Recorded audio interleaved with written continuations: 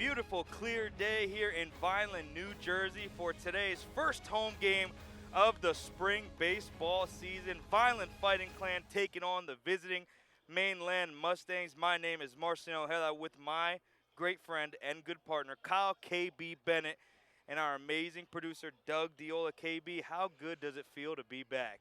Feels good to be out here. First time out here on the diamond for the broadcast. It's beautiful weather. I was worried a little bit earlier today. There was a lot of gray clouds, but it cleared up, and we are in store for a beautiful day of baseball. I am so excited. Today's matchup featuring the Mustangs 3-2 on the season.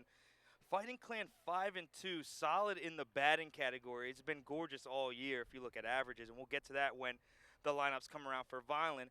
But leading off for the Mustangs is going to be number 7, Christian Elliott, the center fielder, followed by number 13, Joe Sheeran, the left fielder, and number 20, Nick Wagner, the first baseman for Mainland. First pitch of the homestand comes in as a ball, and we are underway, starting off the count at 1-0. Pitching for the Fighting Clan is going to be number 2, Xavier Cortez, who's not only solid on the bump as that comes in for a strike to even up the count at 1-1, but a batting average on the season of .474 and a home run. KB, this may be the Shohei that we have seen for the Fighting Clan wearing your Shohei jersey. That's going to be ripped into left field. That'll be a leadoff base hit for the Mustangs. KB, how do you feel about the Fighting Clan coming into this season? This team has a lot of expectations. They have been talked up to be a very high-quality caliber contending team this year, expected to, be in the mix, deep in the playoffs. So I'm very excited to finally get our first look at them today, and then, hopefully throughout the rest of the season, kind of see how things develop for them. Obviously off to a great start. They were down in the Carolinas, as they always are, for the preseason, which adds to their win totals on the season, obviously being 5-2 as compared to Mainland's 3-2. But you can't be mad with a 5-2 start no matter where you get the wins, whether they're in Vineland, New Jersey, or in South Carolina. So Vineland off to a great start to 2023 so far, and I'm very excited to see how this team develops and continues to progress and is a contender this year. Like that is my full-blown expectations. They are contending late in the postseason in 2023 here in the state of New Jersey in the playoffs, and I'm hoping I'm correct. And again, looking back in the last season, we saw them have a huge walk-off win against Williamstown to move on to the next round, in which they ultimately lost, but shocked a lot of people with that Williamstown win. And this year have, again, a group of juniors and seniors who are ready to go, as that's going to be a pickoff attempt at first that's rolled over, as there's a lot of tension going over there at first base. Elliott taking a solid lead there, but good covering by the first baseman, Yaniel Rodriguez, for the Fighting Clan. Joe Sheeran has only seen one pitch so far from Cortez as he is ahead in the count 1-0 with a man on first. And it's one of those things, like, as we get another throw over, see, this would be a balk in Major League Baseball. Yeah, it's completely different. We'd probably have two balks by this point. The thing here that you get with the pickoff attempts and everything, I understand wanting to keep, your runner honest and keeping things under wraps on the base paths, but at some point you got to throw the ball forward, and you just got to let things kind of unfold with the runner on base. You let him get there. You let him get a hit off you. You got to deal with the consequences now. If he's going to try to steal, you got to rely on your catcher to, make that attempt to throw him out at second base. You can't let that interfere with your pitch mechanics going towards the batter that you now have at hand. Great pitch there for a strike. Oh, he called that a ball. Did he really? Yes, like he did. The count is now 3-1. Looked like he put up the fist there. I thought he was going to call that one a strike. It was a pretty good pitch. Nonetheless, man. A 3-1 count here to Sheeran. But as I was saying, you got to deal with the batter that you have now in front of you, and that's, throwing the ball to home plate. So, and that pitch is going to be fouled off to make the count full here, 3-2. Elliott, I think it was 4 pickoff attempts so far, like you were saying. And again, Major along League with Baseball, the catcher throwing over, that's 5 total. They have been checking first base, and it is smart to kind of keep Cortez's head in the game. His one recorded game of the year, he finished with a loss, but has 17 strikeouts on the season as that payoff pitch is popped up foul. as we still remain at a full count. Cortez is a solid pitcher. He's the guy that Coach Jones has spoken about, has talked about very highly, a lot of praise for him. But in general, this entire team has just shown that they're ready for this year. They're ready to meet those expectations that Vineland and everyone around here has for this pretty high senior junior team that can go as far as maybe a state championship if they really play up to their full potential here. As again, we're starting off with this homestand in Vineland with the Mustangs coming to town. And I mean, Vineland baseball is one of those sports that is always in the mix. They are always competitive, even dating back to, I want to sound payoff pitch there, line right at the shortstop. And bada that bing, is bada a boom. double play, gorgeous play defensively. And that's a tough break for Mainland. Of course, you're running on the 3-2 pitch lined right to the shortstop there.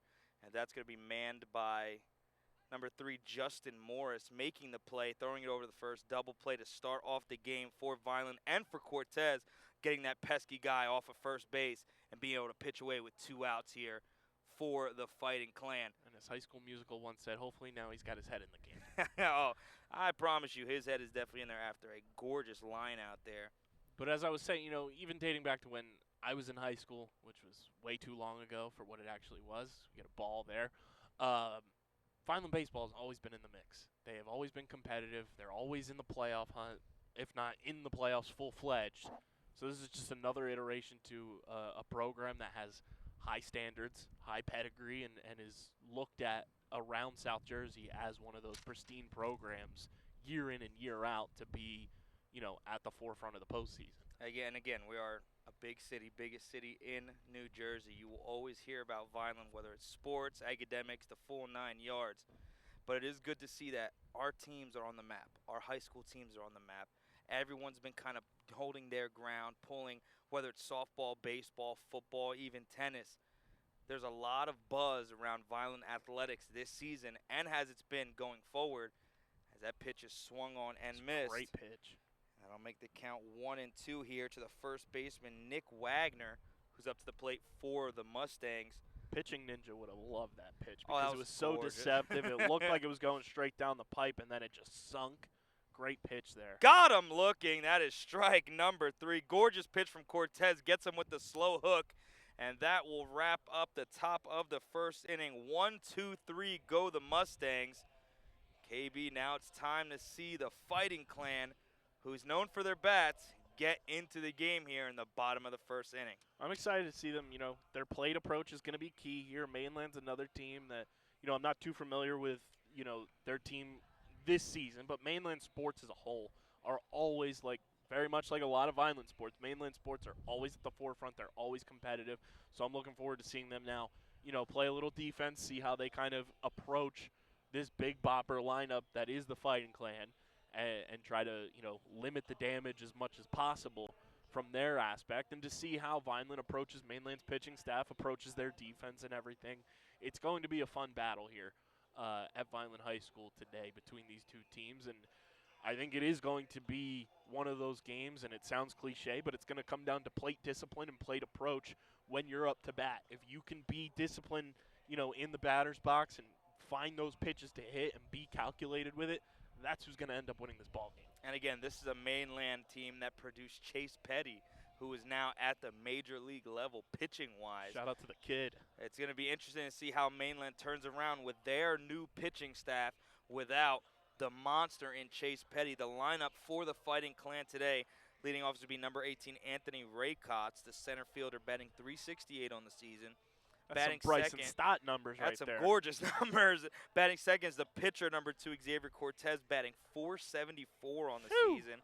And then Yaniel Rodriguez, the first baseman, wearing number 30, batting .400.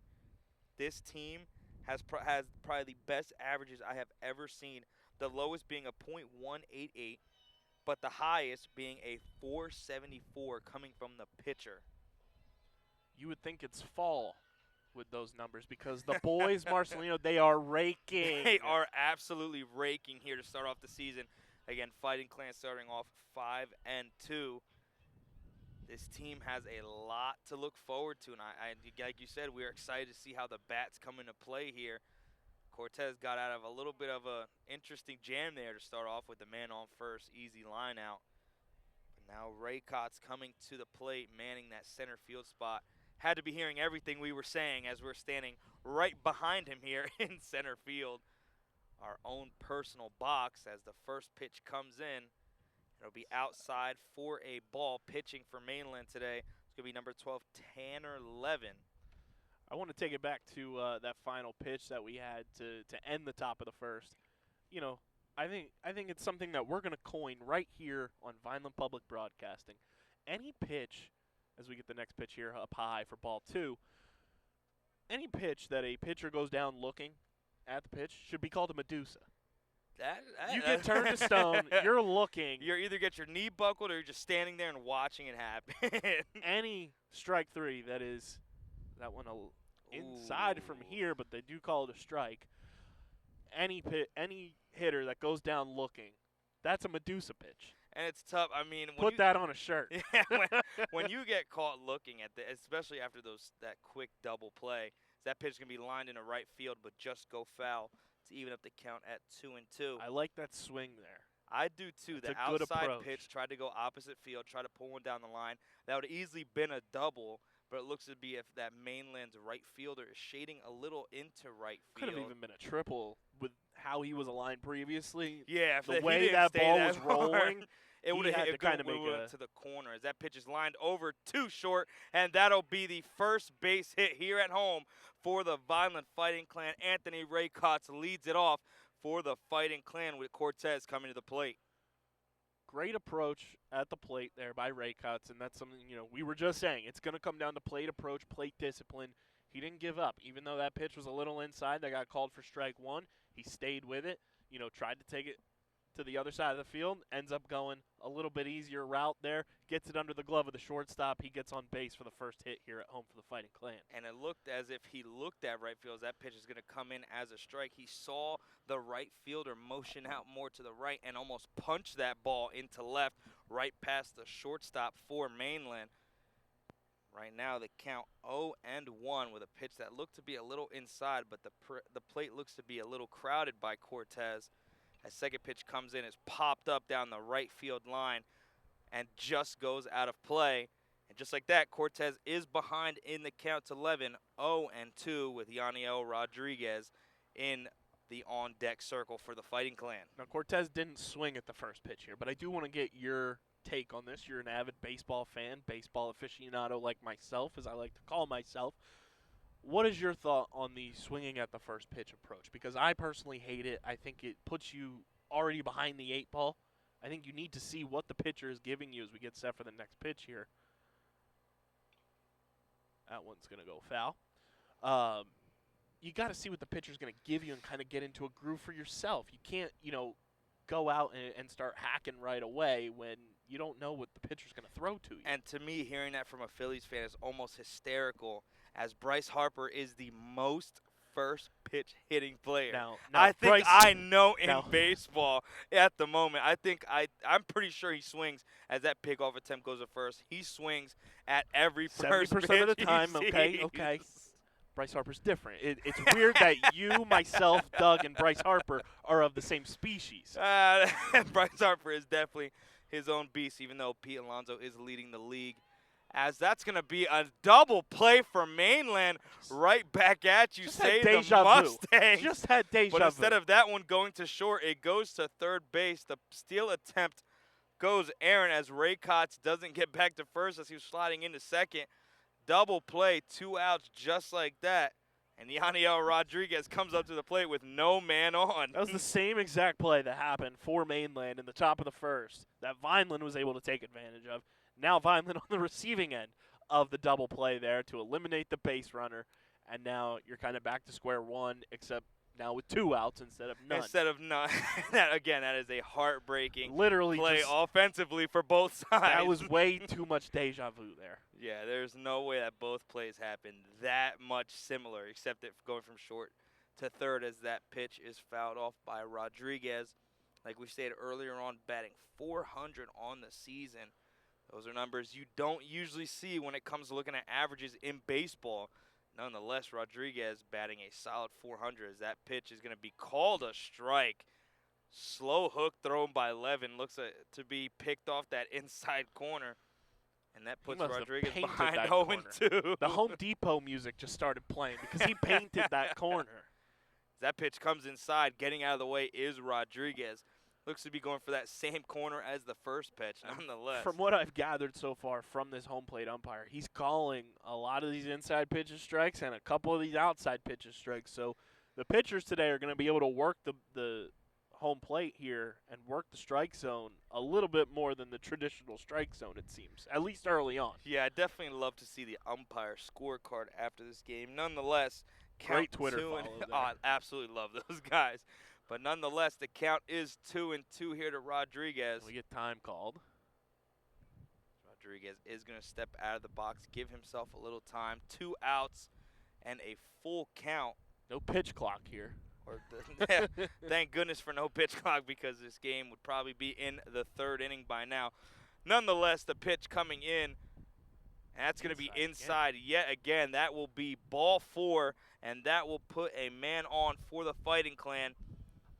And that's going to bring up the right fielder, number 21, Yohan Felix, batting .429 for this Fighting Clan squad. Now this is your cleanup hitter. You want to see the big bat. Just by the music, I am excited for this at-bat right now. Not sure if you guys can hear it on the stream, but let me tell you something. It sounds like this guy could go yard here against 11 for the Mustangs. Here. As that's going to be a pick-off attempt at first. Be on my Jay-Z mode and throw my diamond up real quick. We definitely should have brought gloves. Now that I think about it, that would have been genius as Tanner Levin looks to settle in here against Yohan Felix. First pitch coming in, that's going to be a steal attempt. The throw will be late. Clean. And that will be a stolen base for Yaniel Rodriguez. Great jump by Rodriguez. Kind of read the delivery of Mainland starting pitcher right there and got a great jump. Was able to kind of beat the throw there with ease. Yeah, definitely smart by Rodriguez to look for that breaking ball pitch. Had nothing but time to get over to second base. Puts a little more pressure now as we get another timeout called. A little more pressure now on Mainland's pitcher because now you've got the runner in scoring position. You've got a big bat at home plate right now that's going to make you overthink a little if you're not careful.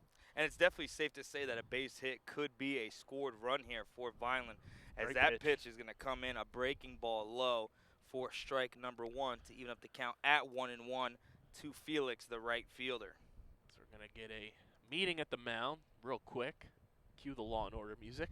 Yes, that is the ideal time to do it. Nonetheless, the count still even here, 1-1, 2 outs. Felix at the plate with a runner in scoring position. That is Yaniel Rodriguez. Tanner Levin throws the pitch. That's going to be a steal attempt at third. Strike will be called. That's going to be swung on and missed. That ball's going to go into left field, and that will bring in a run for the Fighting Clan. An errant throw to third base results in an error. That will bring Yaniel Rodriguez home, and that will give the Fighting Clan a 1-0 lead here in the bottom of the first inning. That's also going to be something that's so key, especially from what we've gathered here early on in this game. When you have runners on base, just the base path awareness. Like, awareness overall in this game is going to be key, but being able, as we get the next pitch here, swung on, dribbled up first base line, easy out there for the Mustangs to end the inning, but Vineland's going to be leading this one 1-0 after 1.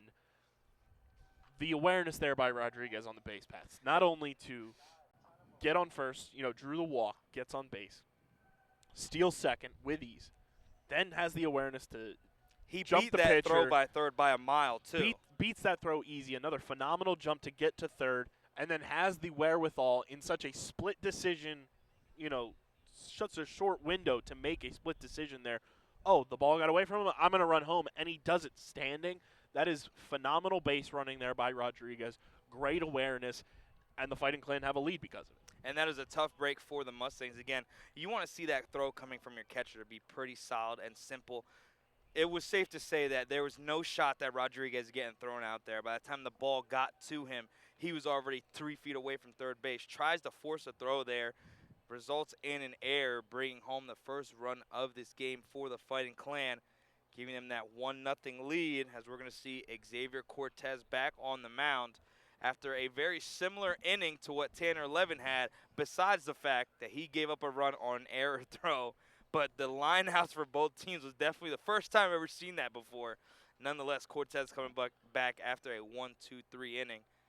What do you think the approach is here for the Mustangs going against Cortez? You know, you're down now after an inning, and you wanna get that run back.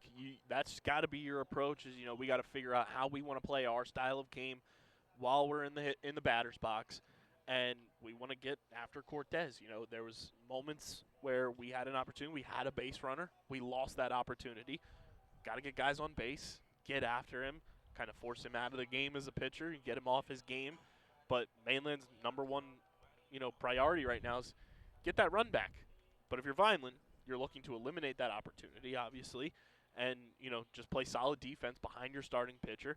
Be aware of anybody on the base paths, and just communicate. That is such a key thing, that because baseball, you're so spread out, you know, across the diamond, communication is often slept on.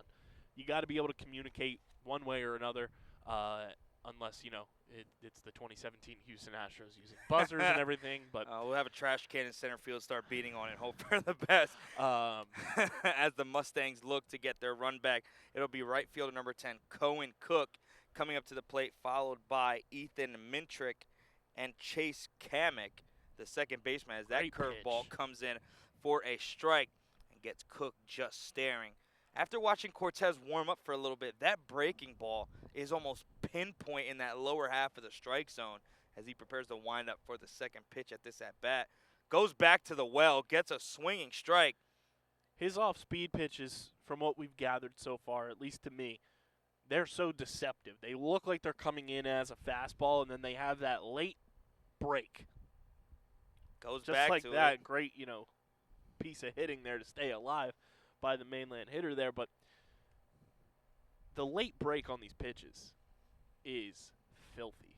And it's something that very like, much. Vineland, as a coaching staff, you've got to be giddy that Cortez has that in his Yeah. bag to just be so deceptive.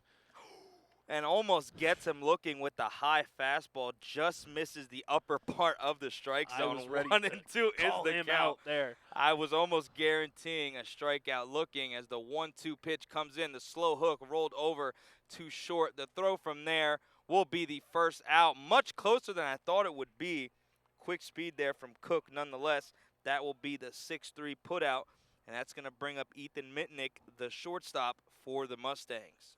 Going back to Cortez, the deception he has on the off speed is going to throw off so many hitters across South Jersey this year whenever he's on the mound, because even just watching from out here in short, we're further away than most are, and we're definitely further away than the hitter that's in the batter's box.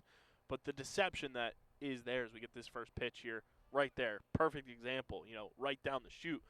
His breaking pitches are going to look like they're going right down the chute, and then they're going to drop. It's almost like a trap door. And the tough part for the Mustangs, you can't tell what his primary pitch is yet, because he throws the curveball so well as he throws it again. Started off this at-bat with Mitnick throwing a high fastball. Just like that, Mitnick's behind 0-2, seeing the curveball and the fastball. You can only sit here and guess what he's going to throw next. The 0-2 pitch coming in from Cortez. Got him looking. Strike 3. Throws the fastball right down the pipe. And that will be out number 2 for the Mustangs. Cortez pitching gorgeously here in the top of the second inning. Put it on the tally sheet. That's 2 Medusa strikeouts. Gorgeous pitching from Cortez. Gets him to sit looking on the curveball and the fastball, and comes right back with the fastball as that pitch is fouled off and into the glove of the catcher for strike number 1. I think it's safe to say that Cortez is getting comfortable here. 2 Medusas. We're going to keep it a running tally on all these games we call this season. Did that pitch hit him? They put the runner on first base. Not sure if Kamek was hit by the pitch there. It sounded like it went off of the bat. I feel like the Squidward meme where it's like, oh, come on, I was just kidding. I was just kidding. I'm not sure what the call is there, but we're going to call it a hit by pitch, as it looked Seems like to be the case. looked like it hit the bat. You could hear it out here in center field. Nonetheless, Hopefully that's not his bone. I would hope not, because he definitely should not be in this game. Nonetheless, that's going to bring up the pitcher number 12, Tanner Levin, batting in the 7th spot for the Mustangs with a man on first. We are going to keep track of Medusa strikeouts this year on these broadcasts and see who at the end of the year has the most. So that pitch is going to go high for ball 1 there for Levin. One of the funniest things, after I've watched Trevor Bauer on his YouTube page, one of the funniest things ever is when they catch someone looking, they say, hey, can I help you with anything? Oh, no, just looking. Every time they get someone looking, my absolute favorite thing in the world as the second pitch comes in here, and that's going to be a strike. Great pitch. And that looked like a slider there from Cortez after throwing a curveball and a fastball. Gets a little bit of a sink on that slider, a tight one nonetheless. Move the catcher in a little bit, using the strike zone to his advantage. You know, if the home plate umpire is going to give you that type of spacing in the strike zone, utilize it, and Cortez has been doing that all afternoon so far. I would like to see Cortez against these right-handed batters kind of pick off that lower left corner, throw that slow breaking ball, try and get it on the edge, and get some swinging strikes. As the catcher sets up low here, pitch comes in high, and that'll make the count 2-1 on Levin from Cortez. Man on first still for the Mustangs, as we believe the second baseman Kamek was hit with a pitch. 2 outs. Just need to get out of this inning here. Cortez sitting comfortably here with a 2-1 count coming in. That pitch is going to be swung on, rolled over to second. Play will go to second, and that will end the top of the second inning. Vineland Fighting Clan still ahead 1-0.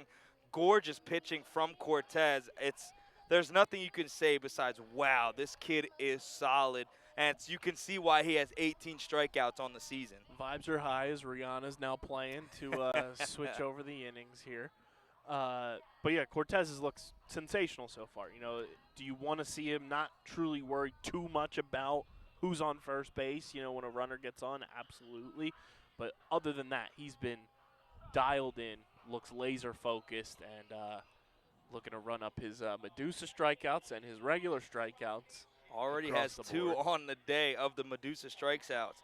As we look to the bottom of the second here, it'll be number 5, the catcher, Donnie Gomez, batting 188 for the Fighting Clan. Starting off in a little bit of a slump, but pretty solid behind the dish as we've seen so far with him and Cortez communicating. And then it'll be Andrioli, the left fielder, batting 357. And the second baseman, number 12, David Ortiz.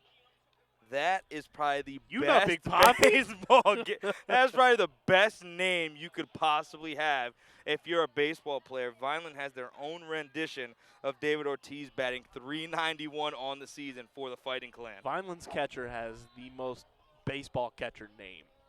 Donnie Gomez is, yeah. If you tell me the name, Donnie Gomez, I'm going to say he's a baseball catcher. Yeah. He's a baseball catcher. Because the first thing that comes to my head is like Jan Gomes when he used to catch for the Dodgers and for the Nationals. I'm like, that is a pretty solid name for a catcher. We're going to see action yet again from Tanner Levin for the Mustangs. The umpire tells him to wrap it up soon. Fighting Clan did get a run in that first inning off of 2 stolen bases and an error for Yaniel Rodriguez, who has a lot of speed for being a first baseman. And now we are going to see Donnie Gomez, the catcher, coming up to the plate for the Fighting Clan here to lead off this bottom of the second inning. KB, what is the recipe going forward for this Fighting Clan offense facing against Tanner? The name of the game, score runs. Just keep racking on, build your confidence. You already got 1 across the board on him. Keep doing it. Keep him uncomfortable on the mound, get guys on base, make him use his entire repertoire of pitching, as Gomez going to ground out to the shortstop there for out number 1. First pitch swinging there from Gomez, 6-3 put out is what it will look like on the sheet. You want to make Mainland's infield defense and their starting pitcher just feel uncomfortable. You want to get on the bases. You already proved that you can, run a little bit on there, make them uncomfortable, and make them utilize pitches that they don't necessarily want to use in certain situations. And you did see Tanner Levin get very uncomfortable with a runner on base as this first pitch comes into Andrioli, and that's going to be ball 1. look to drop down that bunt there, but Benedetto Andrioli, the left fielder, batting .357 for the Fighting Clan so far this year. He's batting in the 6th spot. Pretty solid spot to come into for the Fighting Clan with so many bats. As that pitch looks like it's almost swung on, but the check will be called and the count will be 2-0 to start off the at-bat. Andrioli's bat, the way it was positioned, and hopefully it happens again, the umpire's arm was almost like lined up. It almost looked like he was carrying Darth Maul's lightsaber. As that pitch comes in high, 3-0 to start off the at-bat for Andrioli. And Tanner Levin not finding the strike zone here in this at-bat. Starting to get a little wild here, facing off the heart of the order for the Fighting Clan. As the 3-0 pitch comes in. And it's going to be high. That will be a walk. Second of the game for the Fighting Clan. First one was the run scored by Rodriguez, who stole 2 bases. That will put a runner on for no one else but number 12, David Ortiz.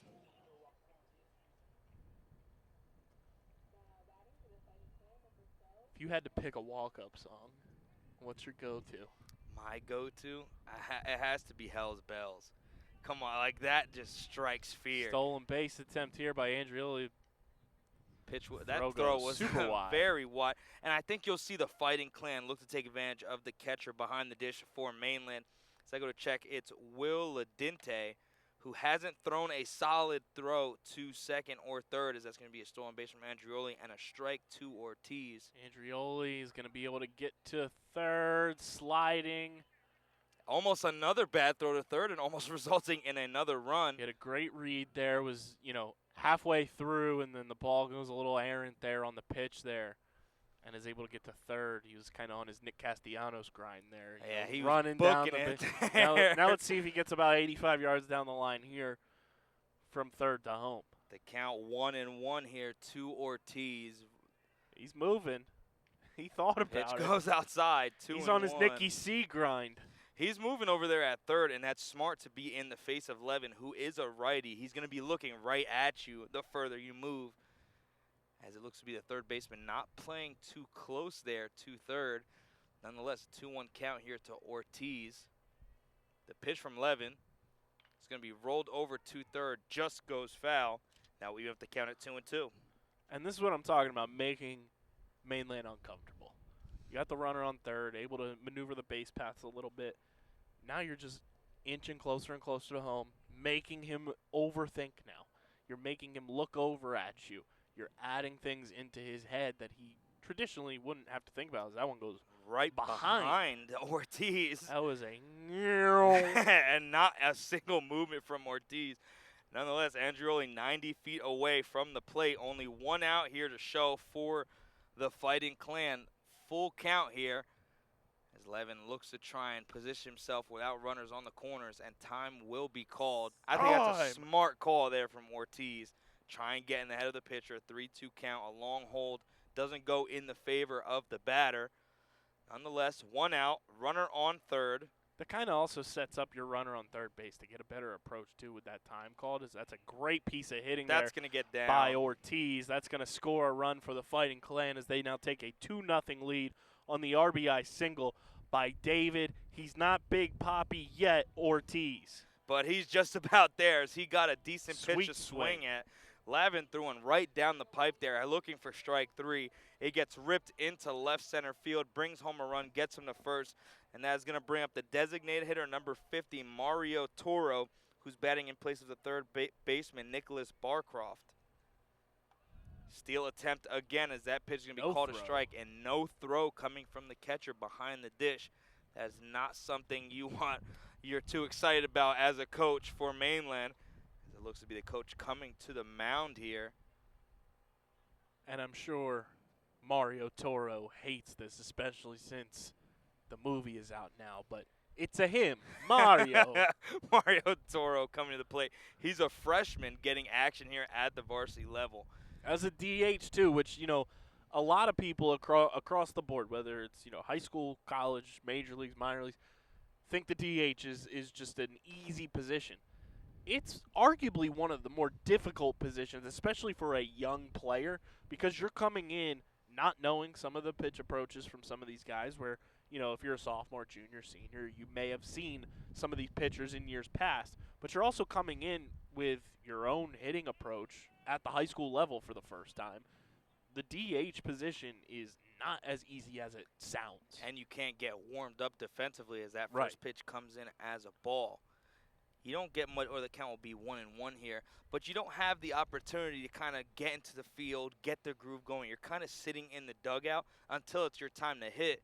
And that's, again, as a freshman, you got to try and get your head in the game. As the 1-1 pitch comes in just Good outside eye. to make it at 2-1. Look to be a slider there from Lavin on that left corner. Does not find the strike zone, and that'll put the count at 2-1. A runner at second. David Ortiz is that runner. Stole that base, the fourth stolen base of the day for the Fighting Clan. That's going to be ripped over left field, and that is going to go foul. Just foul. That would have been a tough break for the Mustangs if that ball stayed fair, as there was a shift a little to the right there by the left fielder of Mainland. Would have possibly been a triple if that ball got to the corner. Nonetheless, 2-2 is the count. And for a freshman at the DH position, Toro's showing great plate discipline. He's showing, great awareness of where these pitches are kind of falling. That slider that went to the outside as this one hits Toro. That's how you get a pitcher out of his comfort zone, as that pitch is going to hit Toro. And that's going to bring up the shortstop, number 3, Justin Morris, batting .412 on the season for the Fighting Clan. 2 runners on, 1 in scoring position. Safe to say Tanner Levin is not liking the situation he is in right now. Does not seem to be comfortable whatsoever. He may be 11 the game pretty soon. Yeah, just about. As I looked over to the bullpens, and so far no action from Mainland. Look to be sticking with Lavin here. Again, 1 out, 2 show so far in the inning, with Morris coming to the plate. Lavin checks second. Pitch coming in. Look for a bunt attempt. There. Great pick-off there by the catcher. Pitch probably hit the dirt right past the lip of grass there. Now with at 1 home out plate. here, I don't know if I completely agree with the bunt attempt there per se, especially knowing that this entire lineup for the most part can rake, and you've got 2 runners on, and you've got a pitcher right now who's not finding his spots. Just Well, go up there and take the pitches. You know what I mean? yeah, if I just try see and where play. he's kind of locating for you in particular, and if you can get a good piece of hitting, you have an opportunity with guys on base here. If you end up stealing to third and get to second, like you could score 2 here on a base hit. Yeah, and just playing devil's advocate, as that pitch is going to be bunted, and it's going to be booted there by the first baseman. And best case scenario for the Fighting Clan, bases loaded on a booted play by the first baseman of the Mustangs, and that will bring up the top of the order for the Fighting Clan, and that's going to be center fielder Anthony Raycott's coming to the plate. That is the best case scenario if you're the Fighting Clan, and worst case scenario if you're the Mustangs. Just cue the scene from Peppa Pig where she's got the little horn, and I'm a clown. I was going to try and justify it by saying after him is the top of the lineup. Yeah. Ray Kotz is a great batter, could definitely bring in runners with a solid hit. But now he's up with only 1 out, bases loaded. Takes Ball a one. first pitch up high for ball 1. Did reach on a single, but was a part of the line out by Xavier Cortez at the top or the bottom of the first inning. Ahead right now, 1-0 on the count. That pitch is going to be ripped Great over piece of into right hitting. field, and that's going to get down for a hit. 1 run will score. The second run stopping at third, but the runner has to get back to second base. He's going to be picked off there. No movement as the runners look to go. The runner from third is going to go back to third. And ladies and gentlemen, the circus is beginning, as that's going to be a tag there by the lead runner. That was Mario Toro with the base running mistake. 2 outs on the board. 1 run does score, and it will result in a double for Raycott's. I will say I think the initial mistake there was the ball got thrown in a little bit quicker than I think the base runners anticipated, and I'm blanking on the base runner now that is on third base for the Fighting Clan. But Justin Morris. so that is, Morris kind of got caught between a rock and a hard place there in between second and third. He decided to go to third while Toro's, trying to run home.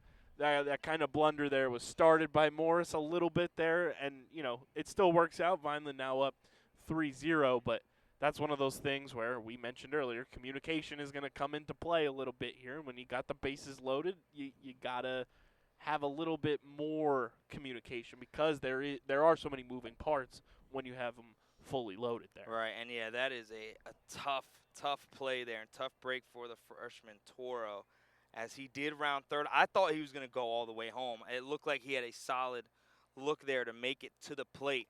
Nonetheless, it is going to be 2 outs on the board and a 1-0 count here to the pitcher, Xavier Cortez, with 2 runners in scoring position, and the Fighting Clan with a 3-0 lead here in the bottom of the second. Pitch coming into Cortez, swung on and missed.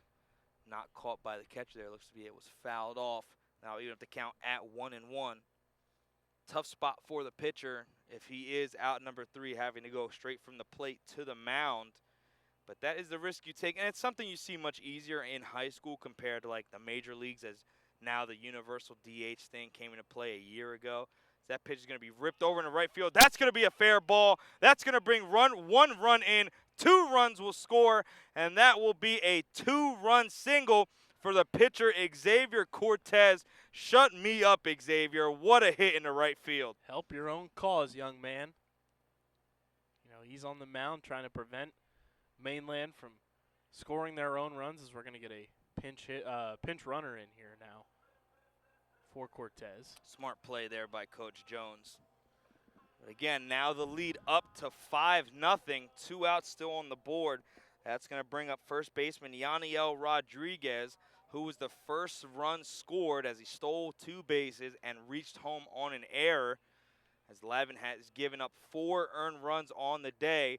Yaniel was the one that does not consider an earned run, considering it was an error. That's going to be ripped into right field, going back, and that ball is gone! Just like that, Yaniel Rodriguez gets one, rips it into right field, high over the wall, into the trees and right. 2-run bomb.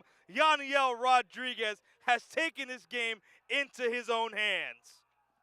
As the great Hawk Harrelson has always said, you can put it on the board. Yes. Gorgeous hitting there. Rodriguez, first pitch swinging. Loved the pitch he got, and there was no doubt about that one as they're looking for it in the trees. Gorgeous hitting from Rodriguez. Still 2 outs, and that's going to bring up right fielder Yohan Felix, who's 0 for 1 on the day on a 4-3 putout. What an inning for the Fighting Clan, putting 6 runs on the board here in the bottom of the 6th as that first pitch comes in as a strike from Levin. If it wasn't for the error by Toro, it is safe to say that this game would be in double digits in favor of the Fighting Clan. That pitch is going to be rolled over and foul down the third base line. That's one way to get the bat rolling here in the second inning. But Yohan Felix is behind 0-2. As Lavin is very uncomfortable at the plate. Kind of sucking the momentum out of anything that the Mustangs had. The 0-2 pitch from Lavin. Outside.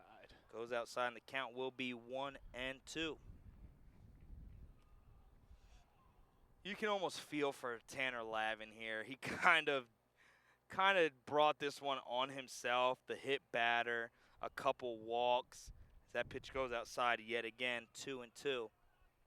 But a couple of fielding errors and a running error gave the runners a shot to really pour it on. Nonetheless, they're still up 7-0, and they've poured it on a decent chunk. As the 2-2 pitch comes in from Tanner Lavin, swung on, fouled. As Yohan Felix tries to stay alive in the right-handed batter's box. Still no bullpen movement for the Mustangs, even though Lavin has given up 7 runs. The 2-2 from Lavin. Swung on and missed. That will be strike 3. a horrible inning for the Mustangs and 10 or 11. But if you're the Fighting Clan, you can get a little pep in your step as you get onto the field. 7-0 is your score as we prepare for the top of the third inning. And we are preparing this one for the boys with the booming systems, and that is the Fighting Clan offense. They've got the booming systems right now.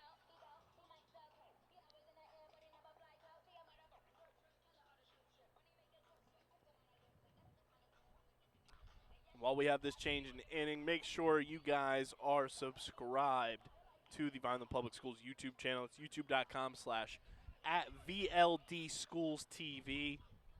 Keep up to date with all the events going on throughout the remainder of this school year, all your sporting events throughout the spring season and beyond, obviously going into next school year and into the future. But make sure you subscribe, hit the like button, and click that bell icon as well so you know when any event goes live.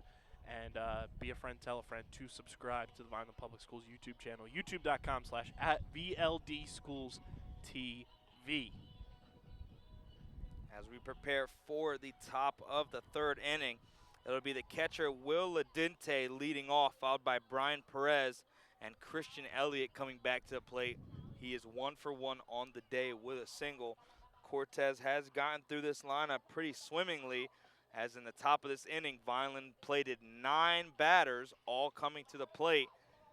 Mustangs looking for some kind of answer here in the top of the third inning, but not looking like it's going to be easy facing off against the curveball king, Xavier Cortez.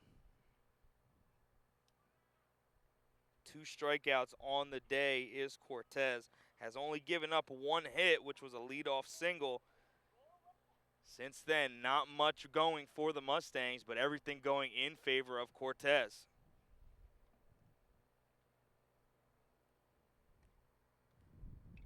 First pitch swung on and fouled off. And Ladente right off the bat behind Cortez, 0-1. And if there's one thing you don't want to be is behind a count against Xavier Cortez. KB, what would your plate approach be facing off against Cortez? It's difficult now, especially as that one goes way outside. Now with Vineland having a 7-0 lead, it's one of those things where you're Mainland, you're almost in desperation mode already in the top of the third inning, which is never a position you want to find yourself in. You're just looking for any type of hittable pitch at this point to try to put the ball in play. Because you're going to have to get guys on base, and then you're going to have to hit with runners in scoring position.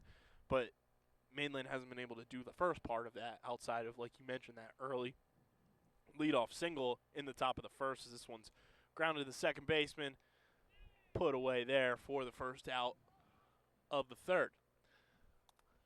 Mainland hasn't been able to get any base runners outside of that leadoff single, so they have to approach that portion of their game first before they can worry about scoring anything with runners in scoring position. But they've got a long road ahead of them if they want to even remotely come back into this one, because 7-0 is quite the lead. Yeah, it definitely was much easier coming up to the plate being behind 1-0. Now coming to the plate behind 7-0. Expect a lot of swing and miss. There's going to be a lot of big hacks coming from the Mustangs as that pitch comes in high for ball 1 against the third baseman Brian Perez of the Mustangs. It's going to be a very uphill battle if the Mustangs want to try and stay in this one. As the pitch from Cortez comes in, and somehow, it is called a strike. I was going to say that was a gorgeous pitch by Cortez on the corner. Late call there by the umpire. 1-1 is now the count. Cortez in a very much groove here as that curveball is sliced foul and makes the count 1-2 here. That was a swing you see at Augusta National right there. That was a golf swing. Got the curveball to sink there. It looked like he started up high, Perez, and kind of swung underneath, just trying to fight off that pitch. Fooled by the curveball, to say the least. Nonetheless, 1-2 pitch coming from Cortez, rolled over, and that will go foul. And he will stay alive in this at-bat with 1 out on the board. Mustangs, like we stated earlier on, come in with a 3-2 record, barely staying above that 500. And at the pace that this game is going, they will be 500 by the end of the day. going into their matchup with Vineland tomorrow at Mainland, as that swing is just held up by Perez. The count now even at 2-2. It's going to be tough going into tomorrow facing Vineland again after what looks to be a possible shellacking here, even though we're only 3 innings in. The pitch comes in from Cortez, swung on, rolled over to third, just gets by the glove. Wickets. That's a tough play there by the third baseman of the Fighting Clan. That is Nicholas Bancroft. Tried to play it on a hop, took a step back, and it looked like it went right through his glove. And that will be the first error of the game for the Fighting Clan.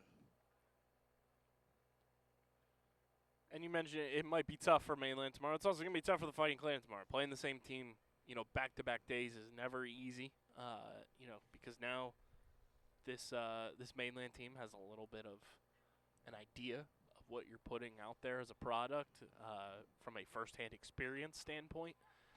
As he gets strike one there. Gorgeous pitch again from Cortez, throwing that slow hook. And again, the Violent Fighting Clan have a solid pitching staff, but you will not see a pitcher like Cortez tomorrow. Cortez is one of the pitchers who is mainly known for strikeouts. When you kind of look at the numbers from the rest of the pitching staff, it's not really strikeouts, it's more of ground ball pitching, as that's going to go foul. And the leadoff, Christian Elliott, is behind 0-2. Like we stated earlier on, he was the one base hit on the day for the Mustangs, and he was the first batter of the game. But was picked off at second on the line out in the first inning. 0-2 is the count, 1 out on the board. The pitch from Cortez swung pitch. On and missed on the curveball. Strikeout number 3 on the day for Xavier Cortez, as he is mowing through this Mustang lineup, as that brings up the left fielder Joe Sheeran, who is 0 for 1 on the day with a line out to third. Not to be confused with Ed. Ed Sheeran. And now coming to the plate, Ed Sheeran for the Mustangs. Ladies and gentlemen, Ed Sheeran. First pitch comes in from Cortez. That's going to be strike one. I was hoping so. I didn't get to see I was the a little arm concerned there with you too. I was like, what is happening? That's a strike. Yeah, there's no shot. That's not a strike. Gorgeous fastball in the upper portion of the zone. That's going to be a pickoff attempt at first. Pretty close there. Brian Perez getting back to the bag fairly quickly for the Mustangs. But Cortez still ahead in the count, 0-1 with 2 outs on the board. With the way the strike zone has been, I was very worried that that wasn't a strike. Nonetheless, the 0-1 from Cortez drops the curveball in for strike number 2. And just like that, Sheeran's looking at an 0-2 count against Cortez, who's got him to look at a fastball and a curveball. The Medusa meter is dying. It's pretty high as we prepare for the third one. Lead off there from Perez at first. The pitch from Cortez swung on and fouled off. Just got ahead of that curveball. He almost threw the bat with how far ahead he was on that pitch. Somehow fighting back here, but still behind 0-2 with 2 outs and a runner on. Cortez gets in the windup. Sheeran can only guess what this pitch is. Checks first. The 0-2 pitch. Swung on and missed, strike 3. Strikeout number 4 on the day for Cortez. Gets Sheeran to swing right through the fastball. And just like that, the Fighting Clan are up to bat yet again with a 7-0 lead.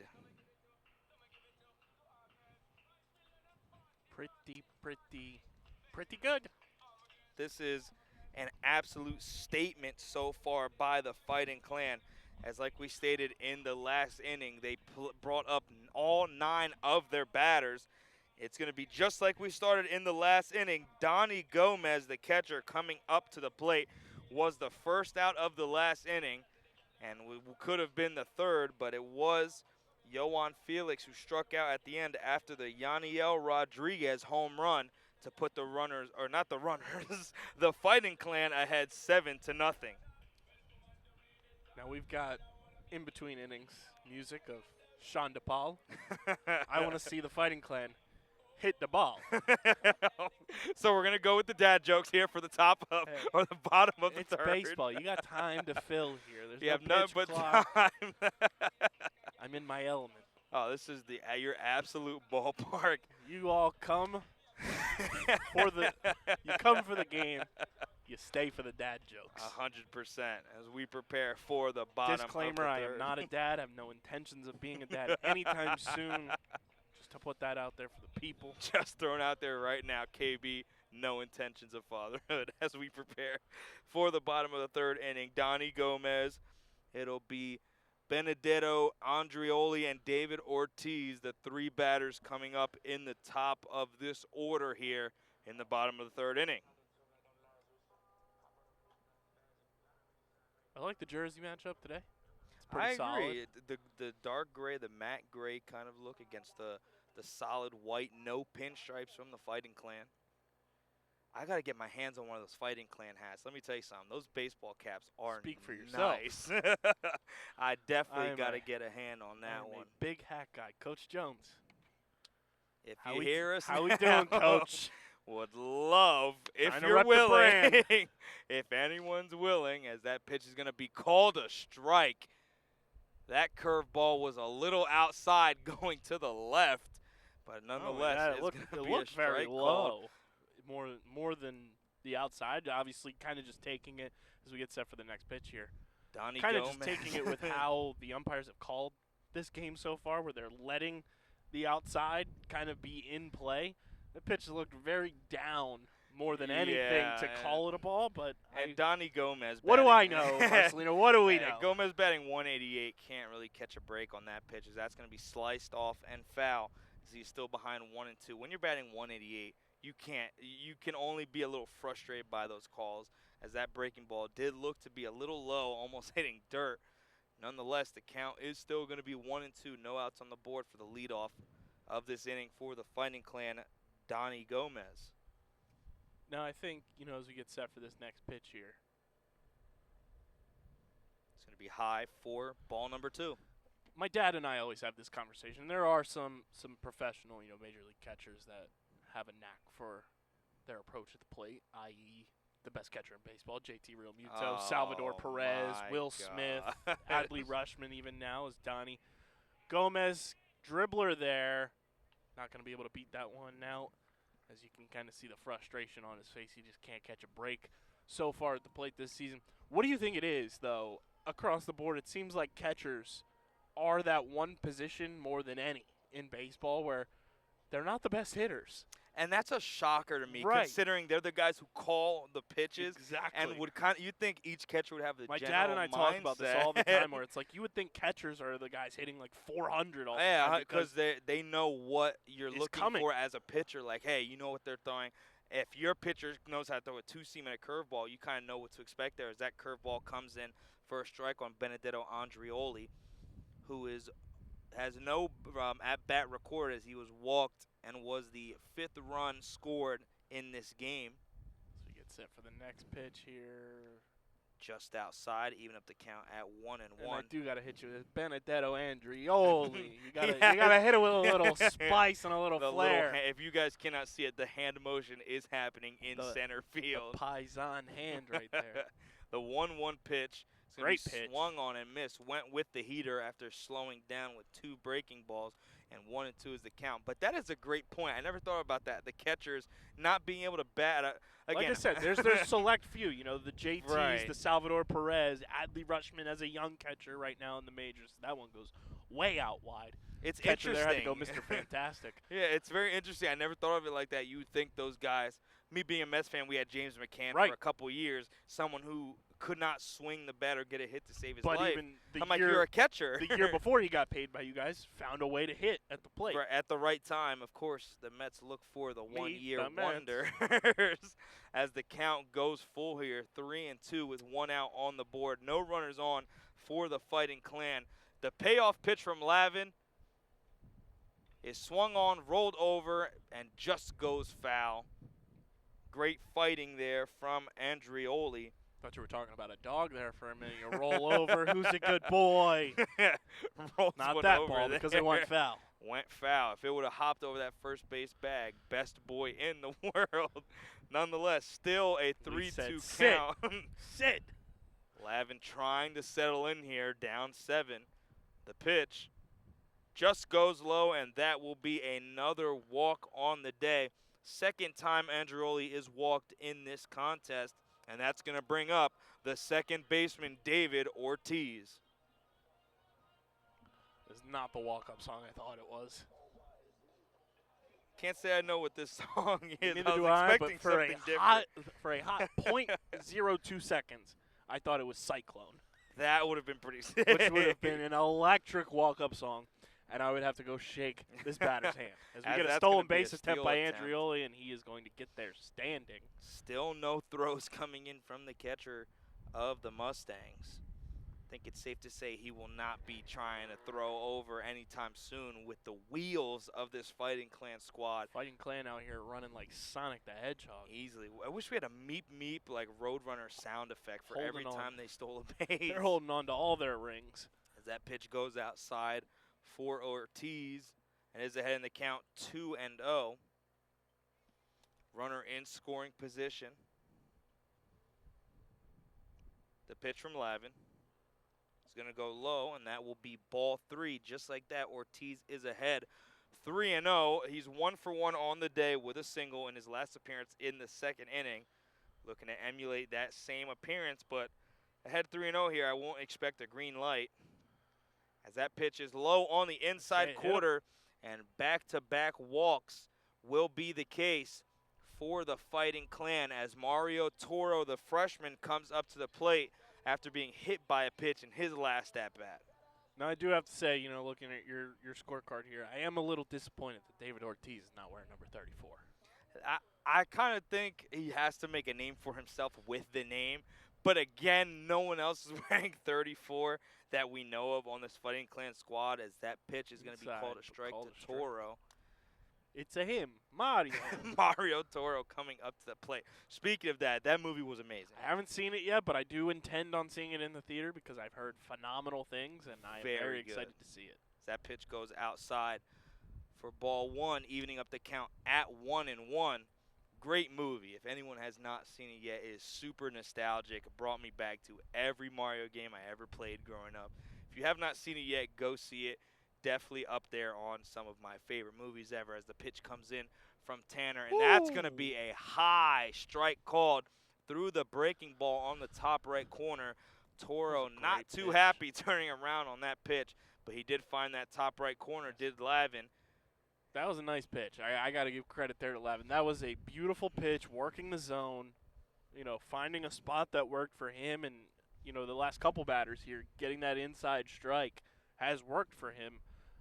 He's using it to his advantage. That was a great pitch, great execution there by Lavin. And if you're definitely getting the call, you keep going back to the well for it. The 2-2 pitch here. It's going to be swung on and missed. That will be strike 3. Mario Toro goes down swinging for out number 2. And that's going to bring up the shortstop, Justin Morris, who reached on a bunt that dribbled to the first baseman, couldn't get the throw to first, and is back at the plate with 2 runners on for the Fighting Clan. Toro strikes out. Wow! The sound effect. We got to have a soundboard. That's going to be our next big thing, as that first pitch comes in as a ball for the 9th hole hitter, Morris, manning the shortstop position today. Something interesting after talking to Coach Jones at the beginning of the game, when you think of a designated hitter, it's usually for the pitcher, as that pitch is outside for ball 2. But the designated hitter, Mario Toro, is actually in the game for third baseman, which is number 13, Nicholas Barncroft, which is something I asked him. I was like, how come, is it your pitcher? Is it your third baseman? Like, what's the situation on this one? As that ball also goes outside. He said, there's no way I can't put a guy like Cortez in the lineup to batting .474, which, again, is the highest on the team with 7 games played. That's going to be a steal attempt. Swung on, rolled over to the shortstop. Throw's going to go to first, and that will end the inning. No runs scored for the Fighting Clan in that inning. Nonetheless, still have the lead 7-0. As the Mustangs look to come back to the plate and try and make a difference, as Cortez hops back on the bump for inning number 4.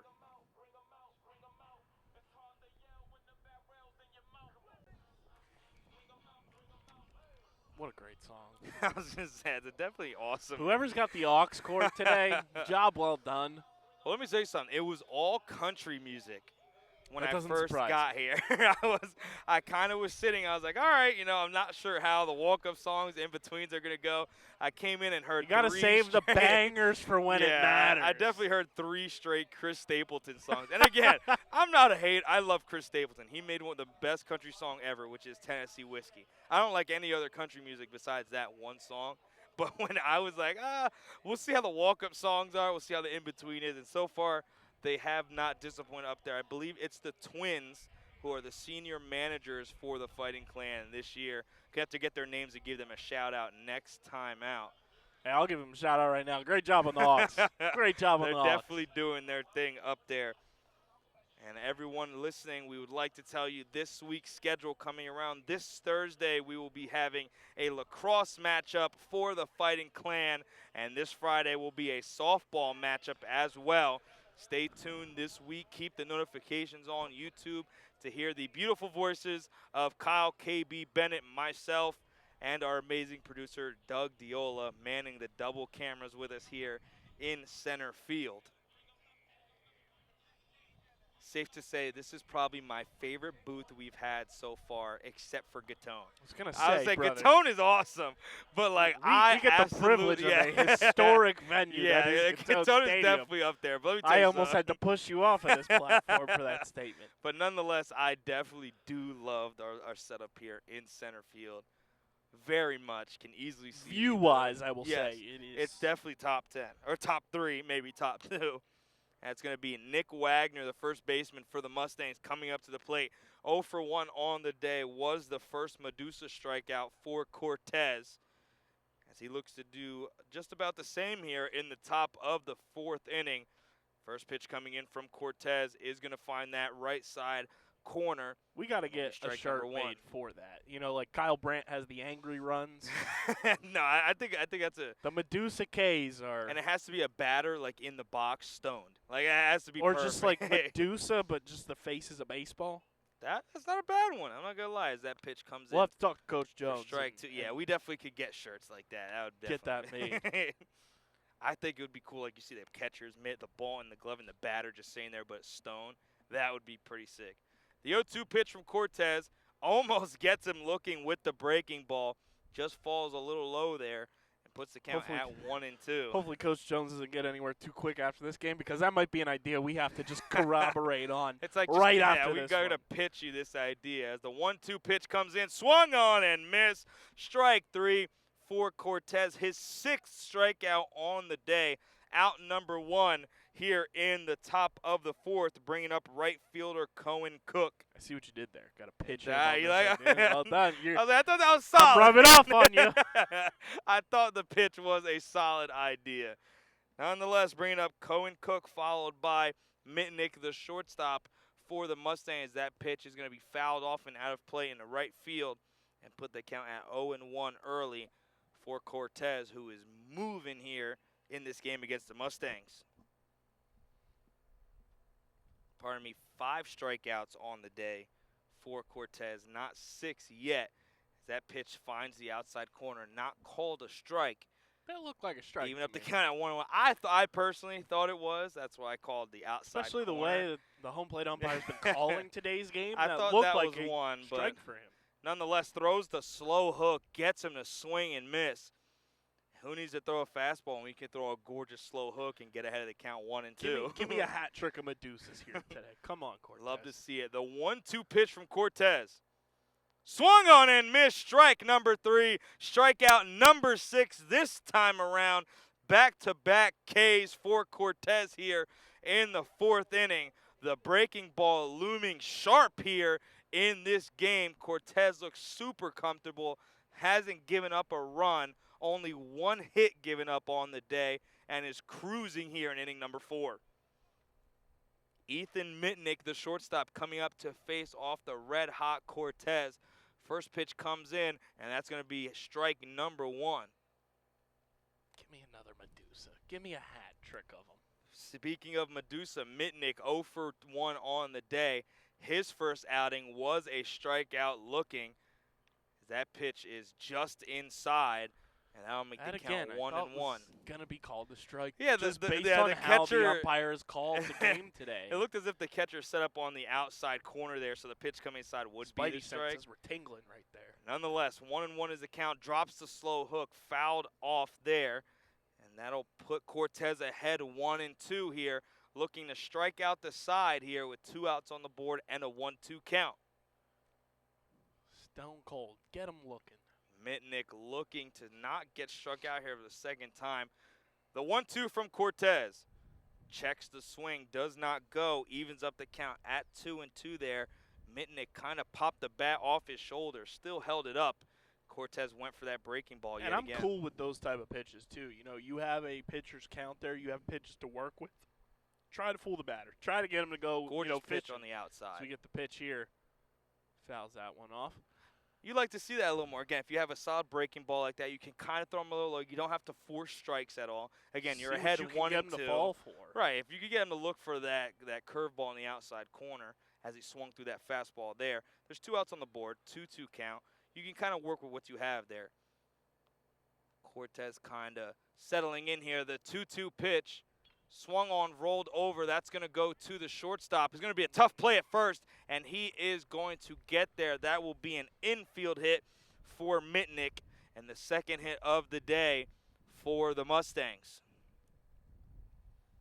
Looked as if the shortstop and the third baseman weren't sure who were going to get that one.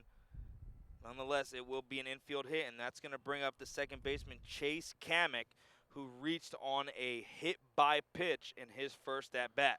Kind of a misread there by Vineland shortstop. You know, it was dribbling. It kind of slowed down as it, reached that It died in infield the dirt. grass. And just a bad read there. You know, it happens to the best of every shortstop at any level. But you also have to kind of be able to read that. That is your awareness type of situation there where you have to see the ball is dying in the grass. You have to kind of run to it rather than let it come to you. So that way you can make that throw over to first and get the out rather than have an infield hit on the board now against Cortez. Yeah, easy to say that ball has grass stains all over it. But as we look at Chase Kamek, he is behind 0-2 to Cortez right now. Man on first. Cortez gets into his windup. The pitch just goes outside, and that will put the count at 1-2. Went for the high fastball. You know, you mentioned at the top of the broadcast too, Marcelino. Mainland had Chase Petty get drafted, into the majors. Minnesota Twins, if I'm not mistaken. He started off with the Reds and then went over to the Twins. So to see just the continued success of South Jersey prospects and, the continued scouting of major league teams in the South Jersey area always warms my heart. I love following those guys. That's now at least 2 Minnesota Twins South Jersey connections. There's Cody Shastek around my age pitching for the Twins as well. It's super cool. You see those 2 guys with the Twins. Obviously the big name Mike Trout with the LA Angels is this one. Nice play there to end the inning for the Fighting Clan. No runs, infield hit, no damage done there against Cortez. But, you have Mike Trout. You have Joe Gatto and Zach Warren, both from St. Augustine Prep, with the Philadelphia Phillies now, oddly enough, together. And just the continued success around the South Jersey baseball scene that was, jump-started by Darren Ford earlier before Mike Trout when he was with the San Francisco Giants. And then Mike Trout really kickstarts everything. Exemplify kind of like a bunch of people coming down to South Jersey to scout the area for talent. And obviously you see Vineland native Josh Hood now with the Seattle Mariners organization, just hit his first career home run for them. It was a walk-off grand slam. It doesn't get better than that. Shout out to my guy Josh Hood.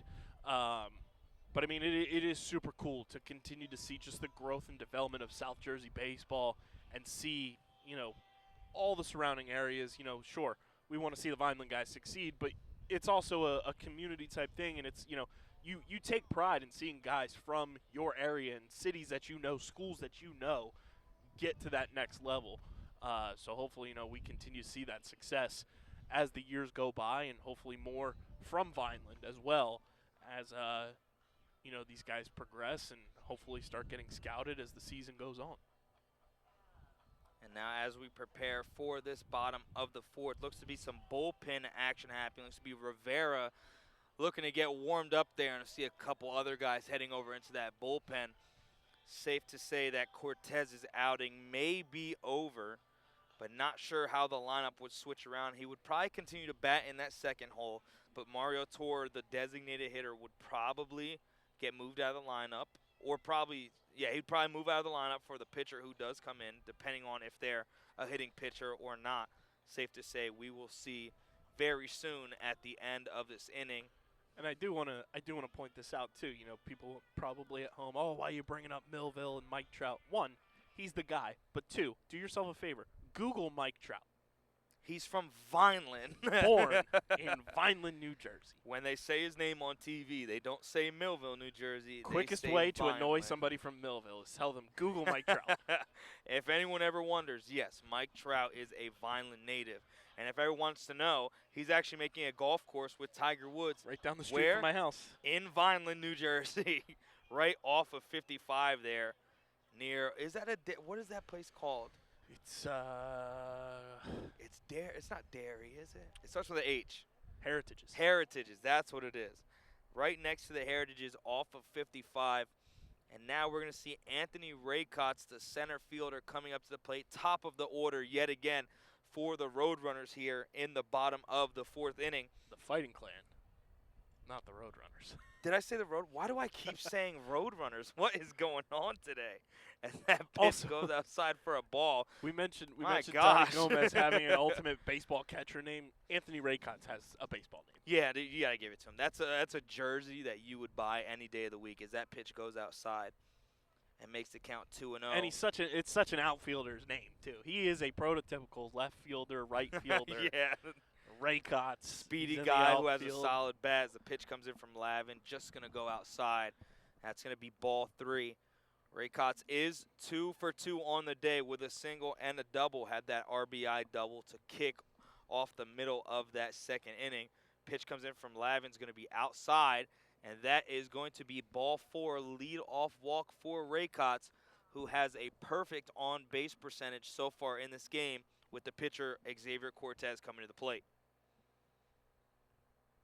Not sure if we're seeing a pitching change here. It seems to be a different windup. Now, again, the numbers are very tough to see on this dark Especially gray. With these clouds moving. Yeah, the pitching stance looks a lot different, as that's going to be a pickoff attempt on Raycotts there at first. I didn't see anyone warming up for the Mustangs as I try to get a look here. Looks to still be Tanner Glavin. Or not Tom Glavin. Definitely thinking of Tom Glavin. That is not what we were going for there. 1-0 count here. Another throw. Another pickoff attempt at first. I think it's safe to say some of the pitchers in high school, something that's very prevalent is you see that pickoff attempt. It's almost like they're instantly rattled by a runner on base. Which can't be the case, especially if you have the skill set and the talents to take it to the collegiate level, or you're going to go to the Major League Baseball draft and potentially get drafted out of high school.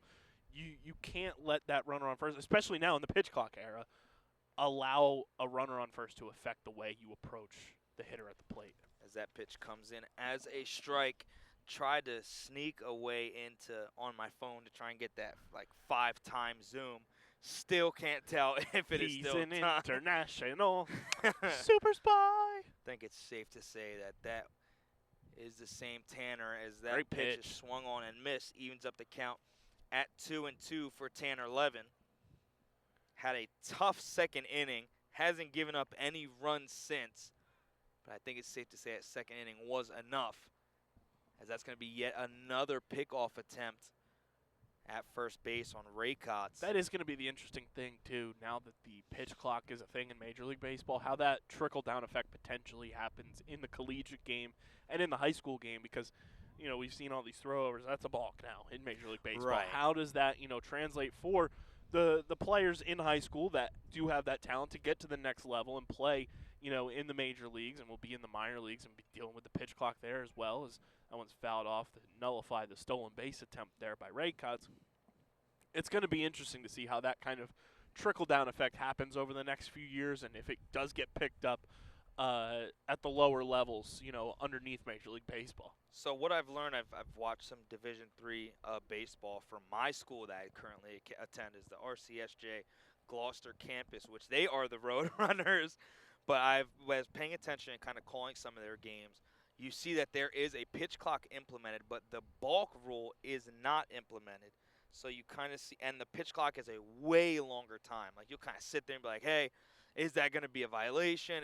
It's almost like a 30-second clock compared to like the 18 to 20-second clock or 15 to 20-second clock in the majors. As Cortez is facing off a full count, yet another pickoff attempt. That would have been balk number 3, I believe, in this at bat. If this was the So the major runner would have league scored. level, yes, he would have been home by It'd be now, 8-0. and it would still be a 3-2 count to Cortez. Nonetheless, we are at the high school level. Pitch coming in from Lavin will be swung on, fouled off, and remain 3-2 as a Seagull swoops in past the booth here in center field. Still no outs on the board for the Fighting Clan. Ray Cott's the leadoff man on first, walked in his at bat. Cortez really running up the pitch count here for Levin, fighting off the 3-2 count. The pitch to Cortez, swung on, rolled over to third. That's going to be a base hit, and that will put Ray Kotz on third base. He's going to go for it. The throw is not in time. Runners on the corner for the Fighting Clan. Got lucky. That was a tough debate there by Ray Kotz. He questioned if he wanted to go to third, second-guessed himself halfway through, and just barely beats out the throw at third base. Nonetheless, runners on the corners, and the manager of the Mustangs will definitely have a chat with the umpire after that one. He got lucky there. That was one of those things where I saw him approaching third. I was like, ooh. It was definitely, again, once I saw him second-guess turning second, I was like, if you ever have to second-guess my kind of way to go about it, if you're going to second-guess it, just stay. Because that second-guessing almost resulted in the first out of the inning and taking that runner out of scoring position, as now Yaniel Rodriguez will be coming up to the plate for the Fighting Clan. So Ray Kotz goes first to third on a very close call. Yaniel Rodriguez is 1 for 1 on the day with a walk and a home run, looking to emulate what he did in his last plate appearance in the second inning. Runners As on that the pitch corners. just gets outside, and that's going to be ball 1. Runners on the corners right now for the Fighting Clan. They're up 7-0 here in the bottom of the fourth. Safe to say Yaniel Rodriguez batting average definitely has gone up from just being 400 after reaching on base, scoring while being walked, and then hitting the home run. That's going to be popped up high going into left field. That's going to be caught, tagging up his Ray Kotz. A beam of a throw to the plate, and he got him. Oh, what a throw by the left fielder. My goodness, Joe Sheeran absolutely leveled that ball, cannon to home, beat Ray Kotz by about 3 steps, and takes away the sacrifice fly opportunity for Yaniel Rodriguez. That's just, that goes back to the awareness factor. You see that you have that opportunity to throw out somebody from the outfield, and he might have done that like Ed Sheeran did with his eyes closed. And that will be another rare double play for the Fighting Clan today and the Mustangs as a total, bringing up Yohan Felix, who's 0 for 2 on the day with a strikeout, takes a first pitch ball outside. And following him would be the catcher, Donnie Gomez, who is also 0 for 2 on 2 6-3 putouts. That pitch goes outside once again for ball number 2. Fighting Clan had an opportunity to score in this inning. They had Ray Kotz, who barely made it to third, and the Mustangs kind of made up for it by the throw by Sheeran in left field. Poor base running decisions there by Ray Kotz. Not that, getting to third, great job by him, but it was also very suspect. He almost didn't get in there safe. And then if I was him on that, I kind of probably would have stayed at third. Yeah, it was definitely. Seeing I where wouldn't the say it ball was was a deep enough. positioned. Yeah, I wouldn't say it was a deep enough fly That's ball. where you take a little bit of a lead off third, see where it goes, and then you take yourself back to third base. Yeah, just kind of Keep like the real estate. force the throw there, as that's going to be a pickoff attempt at first. It's like Monopoly. To Xavier Keep Cortez. the real estate there. Just kind of. I think it would have been safe to stay at third. Again, it was a shallow fly ball, and to see Do Sheeran not pass take. go. Yeah. Do not collect $200. 5 steps in for Sheeran as the 3-0 pitch goes outside for ball 4, and that will put Yohan Felix on base for the second walk of the inning. Anytime I hear the name Felix, you might be a little too young for this, but I'm hoping you're not. I just think Felix the cat. Felix the cat, I've heard of it. Okay. I can definitely say it. The only reason I know is my grandfather's name is Felix. And you know what? I'm not gonna lie. I want to name my kid Felix. I think that would be pretty cool. I think it's a solid name. And then also you think of like super cool like professional players like Felix Hernandez, definitely the king of Seattle. Definitely has a nice ring to it. So definitely probably have to get him one of those jerseys whenever he's of age, and I am of age because I'm not looking to have kids anytime soon. You Anyway. and me both, brother. You and me both. Donnie Gomez coming up to the plate, like we said earlier on, 0 for 2, 2-6-3 putouts, ground balls to the shortstop. 2 runners on, 1 in scoring position. First pitch is a curveball, and that's going to go outside, possibly slider, and put the count at 1-0 for Gomez. I think it's safe to say Gomez will take any opportunity he can get to just get on base, kind of get the lineup moving, as that pitch is swung on and fouled off to even up the count at 1-1. Now I have great Major League Baseball trivia for you here, Marcelino. Interesting. Okay. I just learned this yesterday when I saw the photos. So the Minnesota Twins, their star third baseman, Jose Miranda, young gun in the making. You know, he's going to be really good. I bought some stock in him in terms of just him being a very solid player, very talented player. Can you guess who his cousin is? Is it the Lin-Manuel Miranda? I Yes. thought so. Something I saw the post the other day, and it's funny that you say that. I thought it said that they were twins. So I'm like, wait, they're twins or no? They look nothing alike. And I'm like, oh, yeah, they are cousins. The twins. What a talented family. That is a very talented family, to say the least. I remember seeing that. That's hilarious that you bring that up. As the 1-2 pitch comes in, that will put the count at 2-2. And I thought it was great. I think it was Jose Miranda's dad. I could be mistaken, so I apologize if he ends up listening to this broadcast. He had a shirt. He had a shirt. Now, I am a big theater person. You know, I work for a theater department at a local school as well. Shout out to the Buena Regional High School theater department. As this one's dribbled, it's going to be the inning ending out there. He had a shirt that was the Hamilton logo, but instead of Hamilton pointing up, it was Jose Miranda swinging at the top of the star. That's awesome. That's genius. Like this, that's safe to say that is a genius. I need that one. That's a good one. Definitely safe to say. Coming back to this game, it'll be 10-11 leading off for the Mustangs here in the top of the 5th inning, followed by the catcher Will Ladinte and the third baseman Brian Perez. Safe to say the Fighting Clan may have this one in the bag, barring any unforeseen Mets versus Phillies situation in a 9-run possibility. I had to throw it in there. It stung a little bit. Not gonna lie. So I was there for that game. And what I tell you, I have never been more shocked in my entire life. I have never seen a collapse that monumental in my life. Well, I have. It was this fantastic year called 2007 when you guys were up 7 with 17 to play. Yeah, no, not definitely not the way to go. Hey, this is the Mets year. I'm telling you. I've been saying to everyone, we don't look great, but we look good. And Pete Alonso is a home run leader right now. You love to see it. Francisco Lindor's red hot. Just called up Brett Beatty. Super excited about that. Who's batting 400 in the minors, leading in all the minors in home runs. Now, I don't know why you guys did that when you had Darren Ruff right on the roster. I'll tell you what. There's one human's name I don't even want to hear for the rest of Phillies my life. legend. It's Darren Ruff. The guy is awful. I don't think there's a worse player in the league. Come on. The story came out. You know, his dad passed away. Once I saw him, like, okay, I see where the problem could have been. But at the same time, if that was the case, just take time away. Shout I'm out Darren totally Ruff. fine.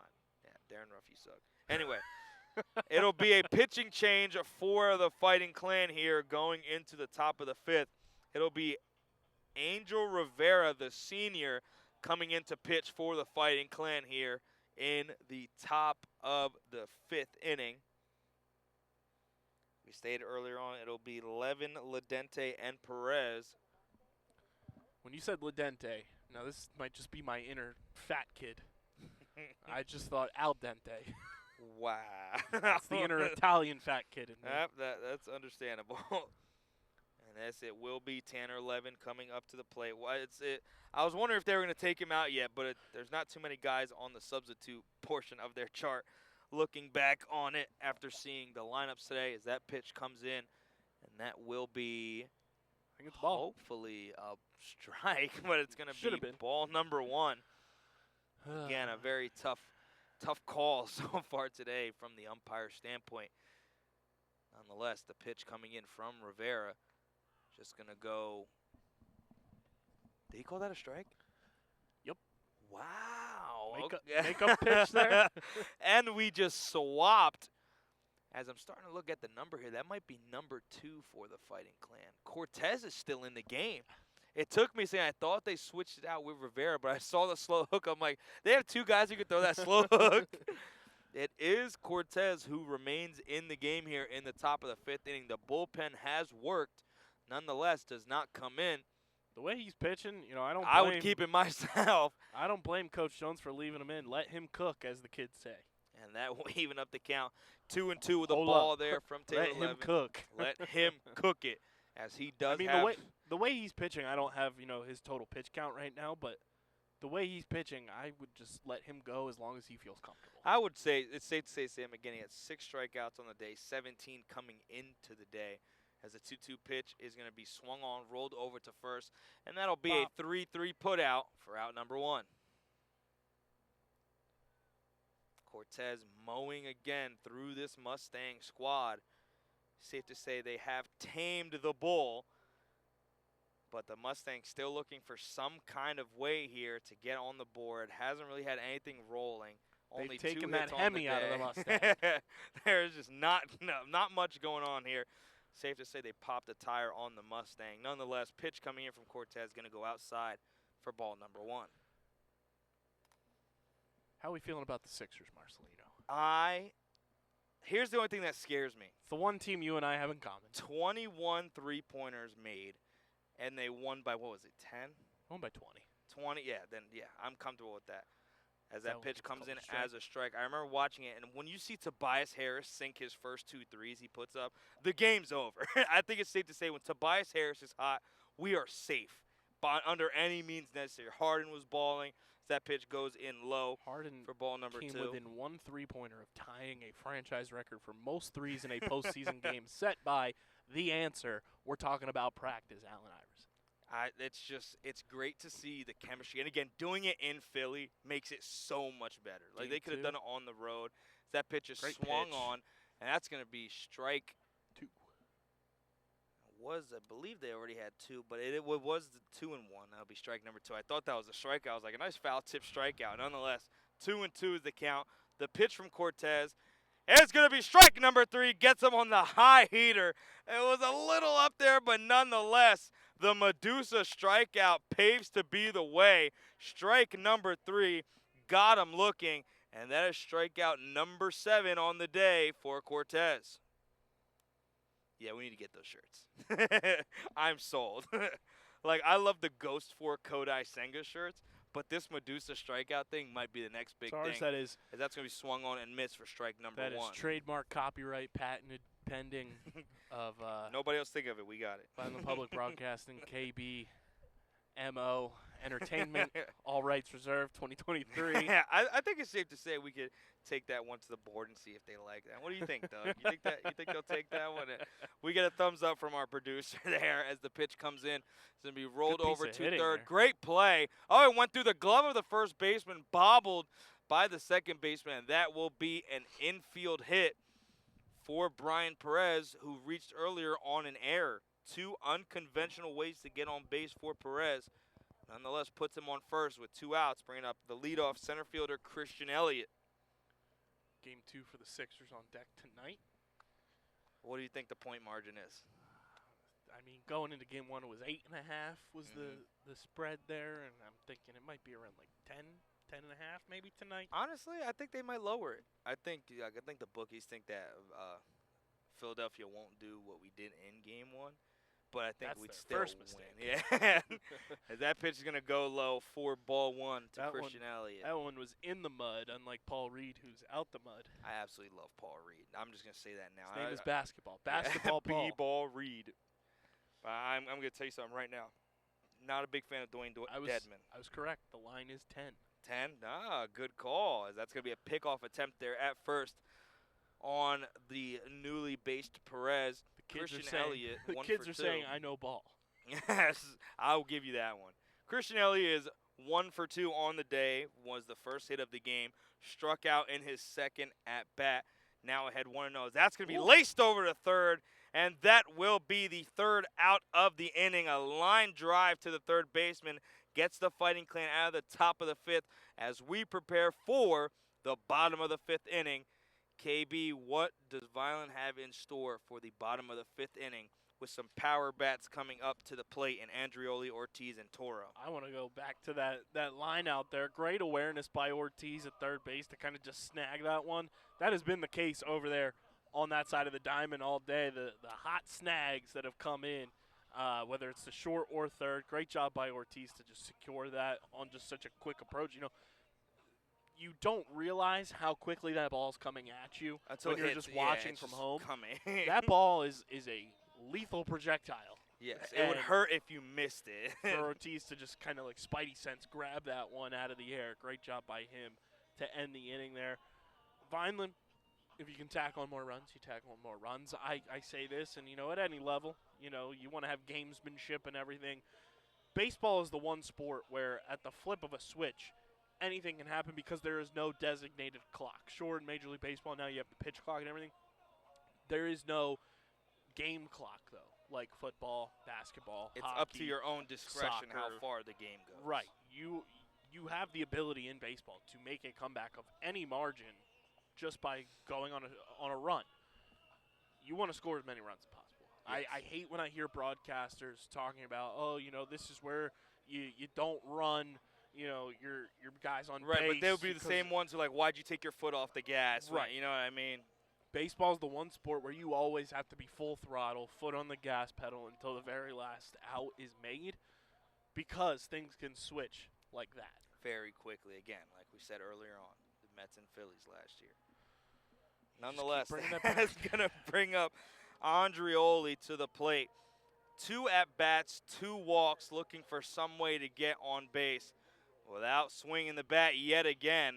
On-base percentage is perfect, just like Raycott's.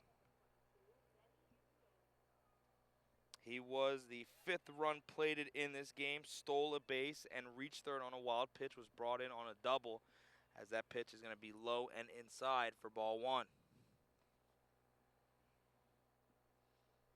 Vineland putting on a convincing statement here today against Mainland, as that pitch is going to be popped up going into right center field. Coming in and running on it is Sheeran, and it's going to get right past Sheeran, going for second, and he is going to get down, and that is going to be a leadoff double for Andrioli. The ball looked to be carrying. It was a tough play for both Sheeran and the center fielder, just drops past the glove of Sheeran, and that will be the double that starts this bottom of the 5th. With David Ortiz coming to the plate.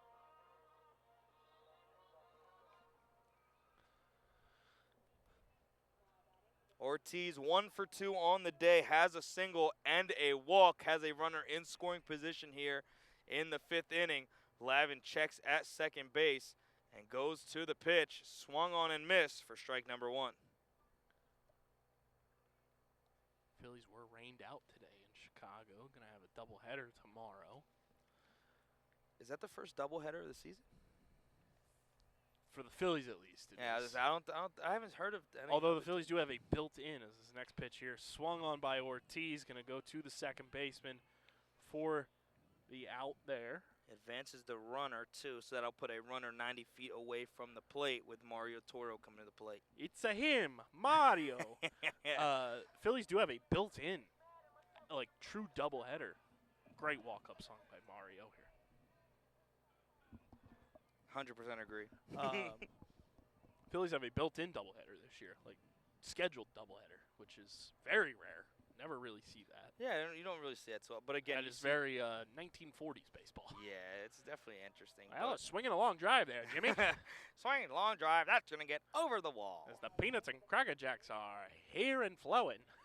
And we are gonna see a change here. A pinch hitter for the Fighting Clan. Looking to get intel on who that may be as that first pitch comes in on a strike. It's going to be number 8, Jason Chandler. Is going to be coming to the plate for the Fighting Clan.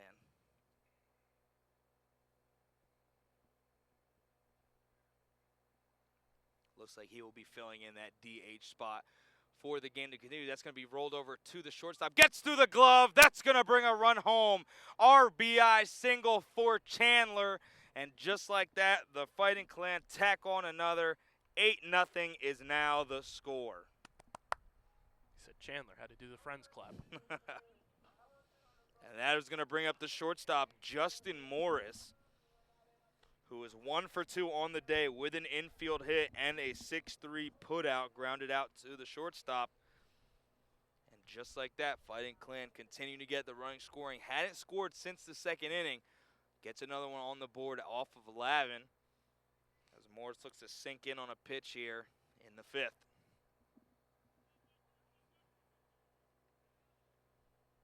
Outfield looks to be a little shifted to their left, or their right, pardon me. Lavin taking a second to get on the mound. A pretty sizable lead for Chandler at first, looking to get Lavin out of his mojo, and does throw to first. Not one pickoff has gone in favor of a pitcher yet today. You would think they'd stop trying. What are we doing, boys? Nonetheless, Chandler the will pickoff take the attempt lead for again. as soon as I think I'm out, they pull me back in. That's going to be ripped into left field, and that's going to be another base hit for the Fighting Clan. Justin Morris gets in on the action and moves Chandler into scoring position for Anthony Raycotts, who is 2 for 3 on the day with a single, a double, and a walk. It's technically 2 for 2. Yeah, well, they count the walk as an at-bat, but they'll call it 2 for 3 just because it's a walk. I think it's corny. I think you could call it 3 for 3 because it's smart plate discipline, but at the same time, what do I know? Anyway, Anthony Major League Raycotts Baseball classifies that as 2 for 2 with a walk. That's how my baseball knowledge goes. So we'll call it, as that pitch goes wide outside, almost a wild pitch. Sizable lead by Chandler there at second base. That dust cloud was menacing. Yes, well, I thought Chandler was going to take off. I thought the Tasmanian Devil was out there. And that Raycott's the Tasmanian Devil for the Fighting Clan here. As he is Did we just stumble upon a nickname? Are we going to call Raycotts Taz? I think it's safe Taz to do that. Raycotts? That's Hey. we have to, if we get his approval on that, that's a good one. Hey. Taz Raycotts. That's a good one. Hey. I'm right. You heard it here first. Anthony Taz Raycotts. I like it. 2-0 pitch coming in from Lavin, checks second base where Chandler is residing. Pitch goes outside for ball 3, 3 straight. We are cooking for with the Lavin ideas here. out here in center field today. Yeah. As my pen flies away. Yeah, sorry, Anthony. Your name is now Taz in my book. Taz Raycotts, definitely safe to call, as that pitch is fouled off and out of play on the left field line. That will make the count 3-1 there. I think it was safe to kind of turn off the green light there if I'm Raycotts. I mean, Lavin's been struggling to find the strike zone for a little bit, and when he has, they've turned into base hits or home runs. So I think it's safe to say that the green light may be off here in this situation. On a 3-1 count, the pitch to Raycotts high, and that will be ball 4. Walk it out, Taz. Walk it out. Tasmanian Devil Raycotts will take his base in spinning fashion here. Now, when you say green light and everything, my brain immediately goes to the hit sensation on Netflix, Squid Game. Squiddy, oh, God. Green light. Red light. That's where my brain goes. Bases loaded here for the Fighting Clan. 1 out on the board. Bottom of the 5th, Xavier Cortez coming up to the plate. He is 2 for 3 on the day with 2 singles and a line out. Now is X gonna give it to you? I'll tell you what. I would love to see a They moonshot have to from play left. that if They he would. hits If he hits a home run, you gotta play X. Gonna give it to you. That's safe. I love that pitch Sander goes Bogart's outside. walk-up song. That's genius. Yes, I'd give him that one. It should be our boys' walk-up song as We well. should talk to some. I feel like we have some good we are ideas. cooking. We're back here cooking some content. we got Woody up against us like we're sore right now. Hold up, let them cook.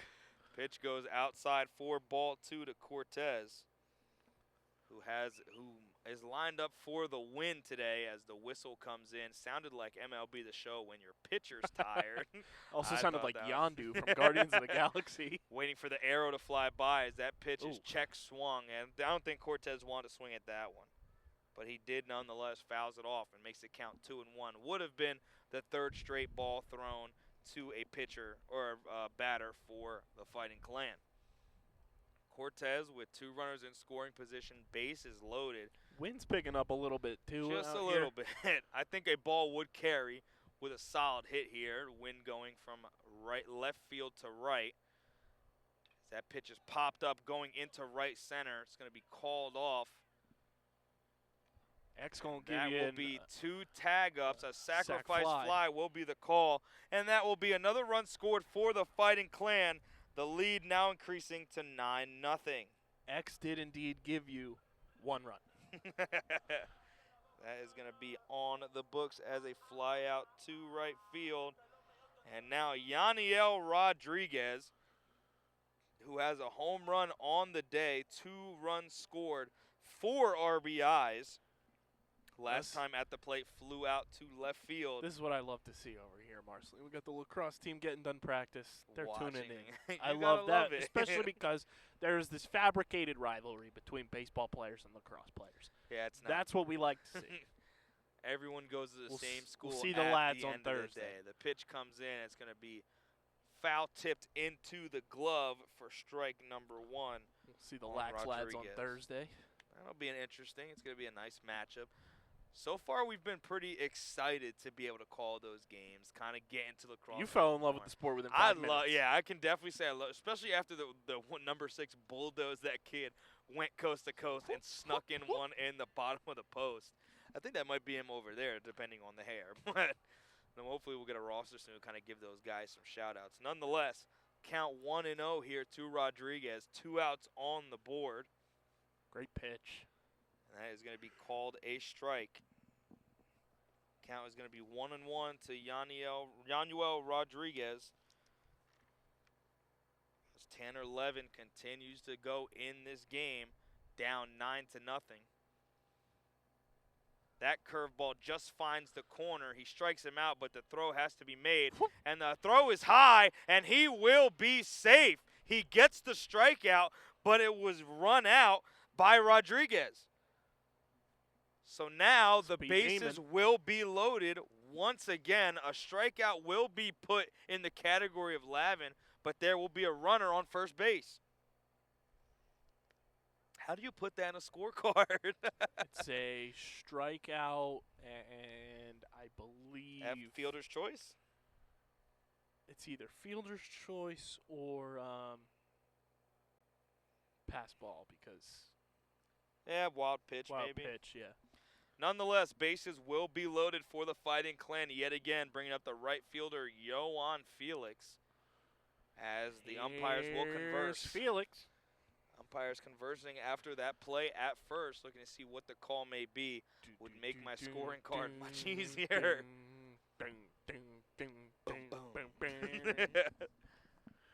Once again, we'd like to thank you for joining us here on the Vineland Public Schools broadcast. My name is Marcelo O'Hara with my partner, Kyle K.B. Bennett, and our producer, Doug Diola. As the call comes in, he is safe at first, is Rodriguez, with Yohan Felix now coming to the plate, who is 0 for 2 on the day with a strikeout and reached on a walk. And I mean, no offense to the umpires there. The 3 blind mice from Shrek would have known that. Yeah, I think it was a pretty easy call. I just think the situation was a little rough considering he was struck out, but still made it to first. Nonetheless, Felix coming up to the plate, with 2 outs on the board, Donnie Gomez in the on-deck circle for the Fighting Clan. If Donnie Gomez does come to the plate, it will be the second time in this game that all 9 hitters have come to the plate. 3 runners on, 2 outs, 0-0 is the count as the first pitch is coming into Felix, and that is going to be outside, but a runner does not go there. Smart. And that will be ball number 1. The ball did hit the backstop there, didn't have too much distance away from the plate, and was covered quickly by Lavin, who kind of knew that pitch was going to be a little wild, went to cover almost immediately. Now, Marcelino, I love Major League Baseball trivia. We're going to be doing that probably throughout these broadcasts. I like it. It affords us time as next pitch comes in a little high there for ball 2. Obviously, I'm a Philadelphia Phillies fan. Bryson Stott has tied a franchise record for hit streak to start the season with 16 straight games with a hit to start the year. He is tied with another Phillies player as the next pitch called a strike in the dirt. That might have been a pity call. Sir. I'm going to be completely honest. Did you ever see that video where the umpire does that to, like, I think he may have sneezed, and you know when you typically close your eyes and you sneeze, he was just like, a strike. Again, the pollen's high right now. It's high. It's okay. The pollen levels are high right now.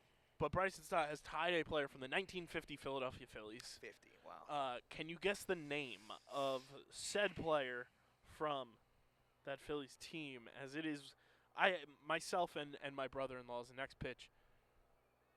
I was scared that was going to be called a strike, but it is called ball. 3-1 is the count. Just making sure of that, too. He was a little animated there for that to be a ball. Yeah, it is 3-1.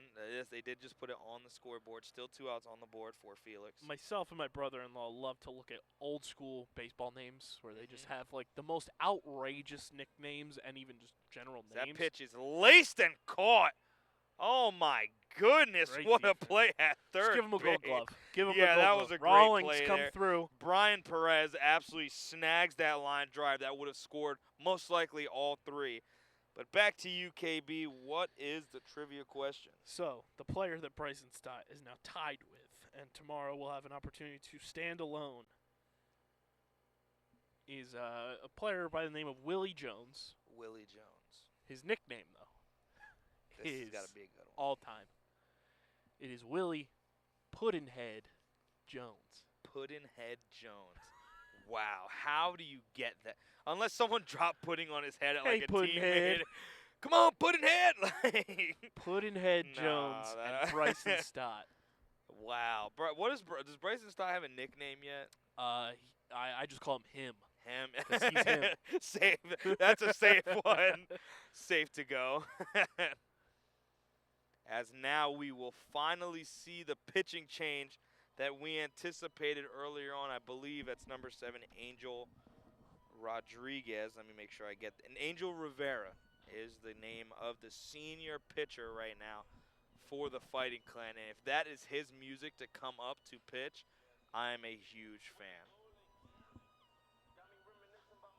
Looks to be showing a fastball. Let's see what his possible secondary pitches are. Again, you face a guy like Cortez who has a gorgeous curveball, a nice fastball, and now you have a change of pace here with Rivera looking like he throws a pretty high mile per hour fastball and throws a decent slider is from what I'm just looking at. How are the Mustangs going to try and come back in this game and face 2 solid fastball breaking ball pitchers? I don't know if you can. You know, I know we mentioned a little bit earlier that like baseball is that one game where you can come back, but the plate approach today by the Mustangs has not been great. They have 2 infield hits to add up to what I believe is 3 total hits for them on the day, and the other hit they got was a leadoff single. Right. All the other 2 were the infield hits, and then just the 1 leadoff single by Their Christian plate Nelly approach in the just has first. not been ideal for them. They were fooled all afternoon by Cortez, and I just don't know if they can overcome 9 runs in a matter of, a few innings left here in this game. It's definitely a tough hill to climb up, but that will be on the shoulders of the leadoff man here in the 6th inning, Joe Sheeran, followed by Nick Wagner and Cohen Cook. Sheeran coming up to the plate 0 for 2 on the day, was a part of that line-out double play in the first, and struck out in the 3rd inning. Only third appearance here in this 6th inning, facing off the new pitcher, Angel Rivera. The windup from Rivera. Drops the slider in there. Oh, my goodness. I think it's safe to say we are about to see another solid pitching performance as he drops that curveball in. And is already pitching for pitch number 2. Drops in another one, and just high is the call. I was just called that strike number 2, but nonetheless, 1-1. Drop that hammer. Yes. In case you guys missed the basketball season this year, Drop the Hammer was our highly touted and much respected term for women's basketball, as it was a great season to watch as we got to enjoy some playoff ball. Hopefully going to transition that here into baseball maybe. That pitch is going to be swung on, flied out to left field. Called off, will stay in the field of play. And that is the first ball to leave the infield. That didn't go foul and was in the air for the Mustangs all day today. And that's going to be a fly out to left field. So 1 out on the board. Nick Wagner, 0 for 2 on the day. Struck out swinging and a Medusa strikeout to his name. Now back to the plate here in the 6th inning. Looking to face off against Rivera, who throws a first pitch fastball. Popped up high, called off yet again. And that is going to be a quick out number 2 for the Fighting Clan. Fly out to second base just like that. Rivera has 2 outs to his name. Called off there by the second baseman, David Ortiz. Now Cohen Cook, who is also 0 for 2 on the day, grounded out to the shortstop and struck out in the 4th inning. Rivera getting through this portion of the lineup pretty quickly. Drops in another gorgeous curveball on the top left corner for strike 1. The pitching staff from the Fighting Clan have done nothing but show out today here against the Mustangs, as second pitch goes outside to even up the count at 1-1 to Cohen Cook. Cook, who hasn't had much to worry about in right field today, as most of the hits have gone into center or left, as he drops in another curveball, does not get the call this time around, and the count will be 2-1 for Rivera. Still 2 outs on the board, 9-0 is the score. That pitch goes high for ball 3. And now Cohen Cook is ahead in the count with Rivera behind 3-1, and some bullpen action for the Fighting Clan happening now. The pitch comes in from Rivera. It's going to be popped and go foul into the Fighting Clan dugout. And just like that, Rivera fights his way back to a full count situation against Cook, looking to retire the side here. The infield gets set. Rivera goes into the windup. The payoff pitch. Got him looking. Medusa strikeout for Rivera. Out number 3. Rivera 1-2-3s the Mustangs here in the bottom of the 6th inning as we prepare for the bottom of the 6th. Fighting Clan back up to the plate. It'll be Donnie Gomez leading off. I'm a snake. The Medusa strikeout has to be made a patented thing. I am sold on it. It's ours. Totally sold on it. Pitching Ninja's got the sword. We've got the Medusa strikeout. We got the Medusa strikeout. It's genius. And it looks like the pitcher will remain the same for the Mustangs. Number 12, Tanner Levin, prepares for his 6th inning of action here, facing off against the Fighting Clan. Now, just refresh my memory, Marceline. It's been a while since I've done high school baseball. Is it a full 9, or do we just do full 9? Okay. Yes, 9 inning is the case for high school baseball. Softball, I'm not sure yet. That one may be 7, but the college level in Division Softball, 3. I know there's the mercy rule too. Yeah, they have the 8-run rule in softball. So I called softball for Division 3 this year, and what they do is they only do doubleheaders. They don't do single games. So every game is a 7-inning doubleheader. You play the team twice and then move on to the next one, which I thought was very interesting because that's a long day. But at the end of the day, when you're playing like 3 times a week, you got to be exhausted. But definitely a shout out to the RCSJ Roadrunners And, of course, probably one of our favorite players, the base hit machine, Anna Cerrucci, having a solid season up at the Division III level with Morgan Fitzpatrick and McGibney. Nonetheless, we are here for Fighting Clan action. Once again, my name is Marcelino with my partner KB, Kyle Bennett, and Doug Diola. We are in the top of the 7th inning, or pardon me, the bottom of the 6th inning, preparing for the 7th inning stretch very soon. Almost had a premature stretch yeah, there. almost. I was getting ready and I held back. Stretch. I was thinking about it, not gonna lie, but nonetheless, it is mid-6th as we prepare for the bottom of the 6th. My hamstring said, brother, you got to wait one more inning. One more half inning, my friend. Donnie Gomez leading off, followed by Andreoli and David Ortiz, the 3 batters to plate here for the Fighting Clan.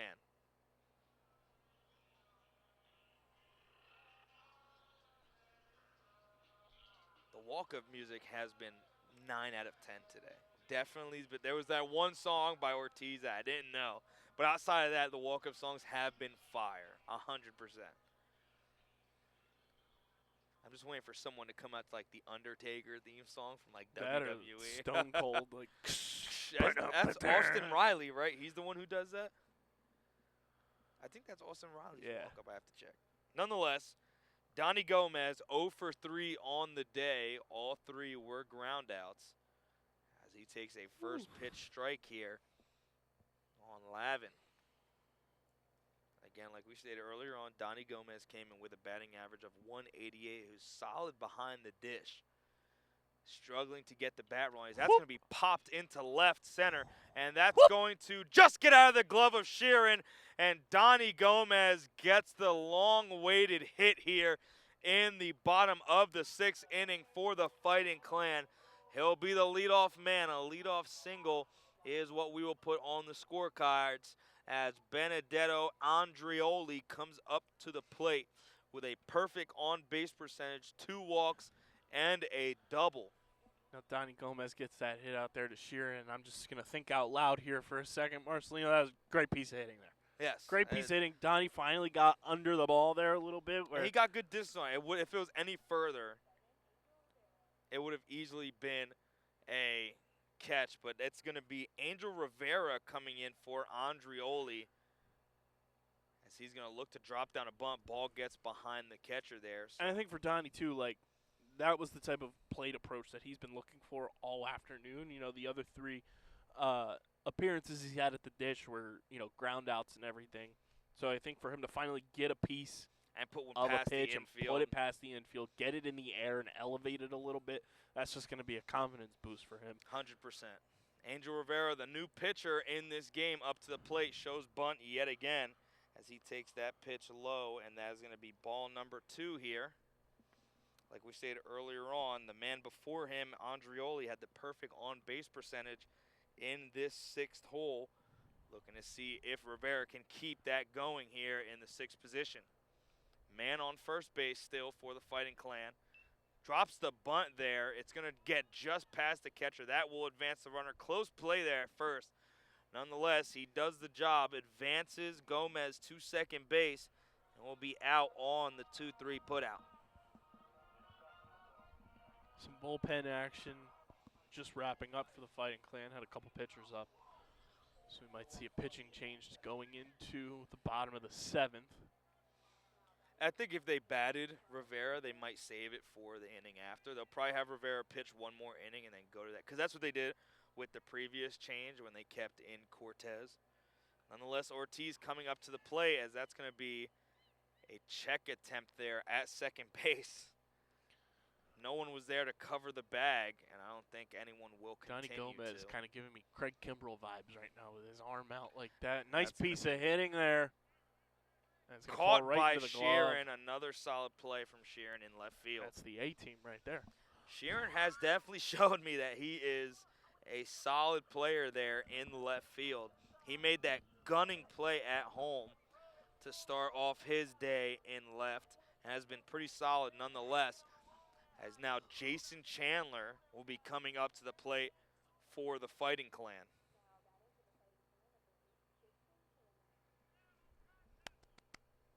Chandler, the clap from KB. Chandler 1 for 1 on the day since coming in with a single. And it was an RBI single as that pitch goes high for ball 1. Justin Morris is the man in the on-deck circle for the Fighting Clan. He is 2 for 3 on the day with an infield hit, a single, and a ground out to short.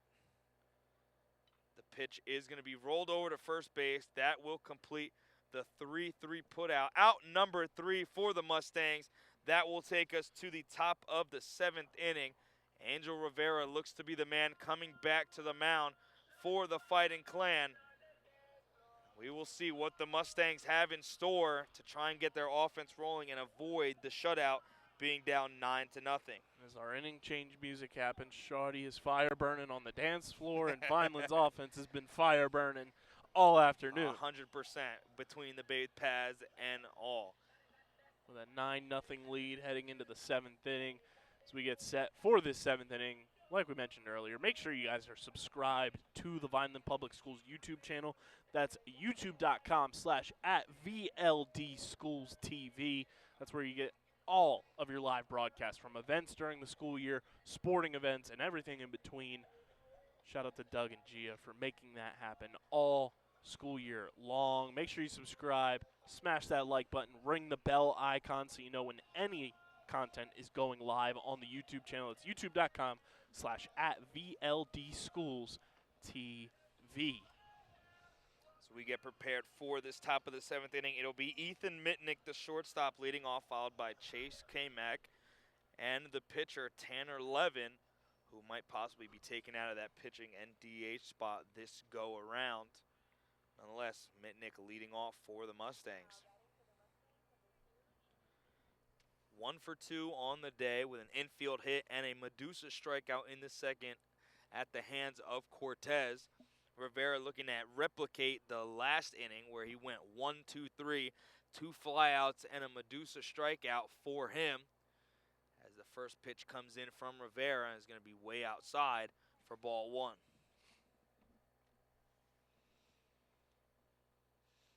So 3 at-bats left for the Mustangs, counting this one. KB, is there really any shot that the Mustangs can change something and turn this game around with the bullpen being the way it's been, as that's going to be fouled? Or that's going to be a base hit, and that'll be a leadoff base hit for the Mustangs and Mitnick. No, I don't want to speak too soon, Marcelino.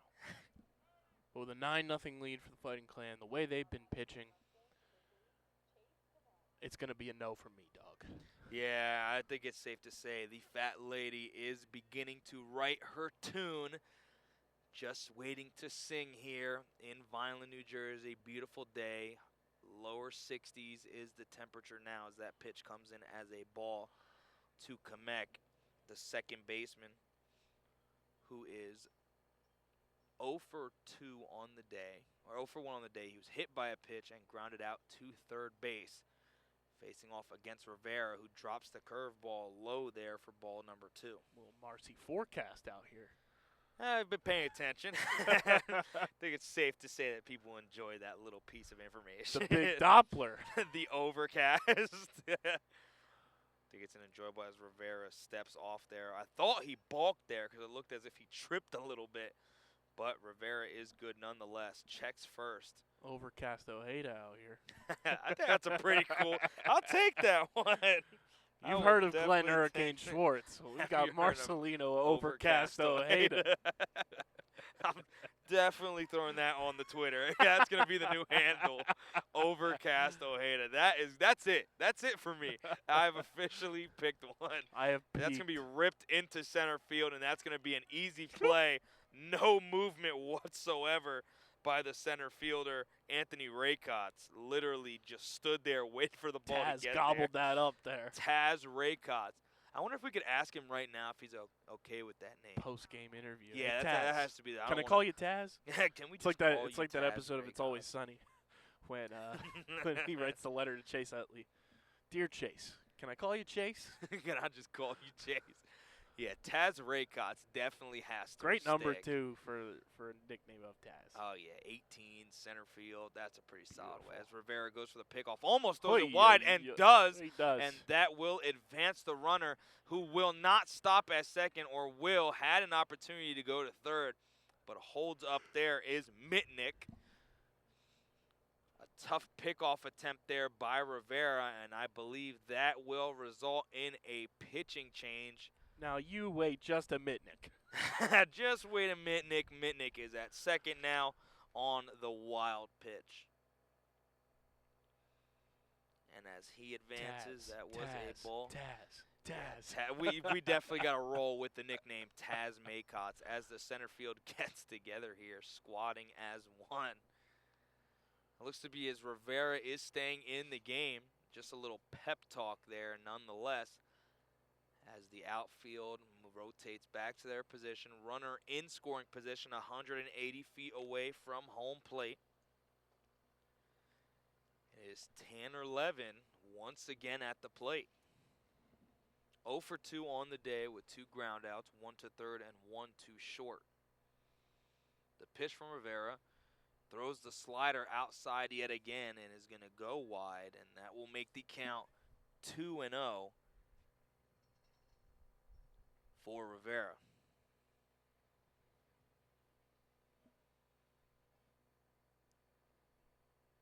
Check second, no one holding. Throws the pitch. That's going to be laced back into the outfield, and that's going to get down. Raycott's making the throw home to Rivera, who's going to relay it. Not in time, and the Mustangs get a run on the board off of a single by Tanner Levin, who gets kept in the game, gets some runs back for himself, and that will take away the shutout for the Fighting Clan. No, I said I didn't want to speak too soon, Marceline. The fat lady may have just sat down. I'm not superstitious, but I am a little stitious. Yes, and that will be the last pitch thrown by Rivera, as Will Ladente will be coming to the plate, the catcher for the Mustangs, as it looks to be number 50. Would you take a wild guess who number 50 is? Mario Toro is the new pitcher. It's a him, Mario. Mario Toro will be checking in as a pitcher for the Fighting Clan. I didn't know he had that in his bag like that. I did not either, but it is super cool now to know that. Mario Toro looks to be the man stepping on the bump. He for just the hit the Fighting question mark Clan. box and a mushroom came out. This is going to be interesting. He upgraded. Ding, ding, ding. As we look, oh, it's not going to be Toro. Toro will be going to third base. He will be going in place of Bancroft. 21 checking out. That's 2, gonna it be seems. Yohan Felix checking out now. So group substitutions here for the Fighting Clan. Yohan Felix coming out of the game. So we wait to see who that is coming into right field. It's going to be number 7, Angel Rivera. Just comes off the mound, is going to go to right field for the Fighting Clan with Taz Raycott's. I think Angel heard you say his name because That he kind looked of back peeked at his us. head and said, huh? over. And it is going to be Mario Toro on the mound. Can we take a minute? Can we take a minute to this warm-up music? Yeah, this Mario Toro has He is won him. my heart. He is him. So now Yohan Felix, who was in right, will now be moving to third base. As the outfield is having their own personal party. Mario Toro, the freshman, will be the man throwing here for the Fighting Clan in the 7th inning.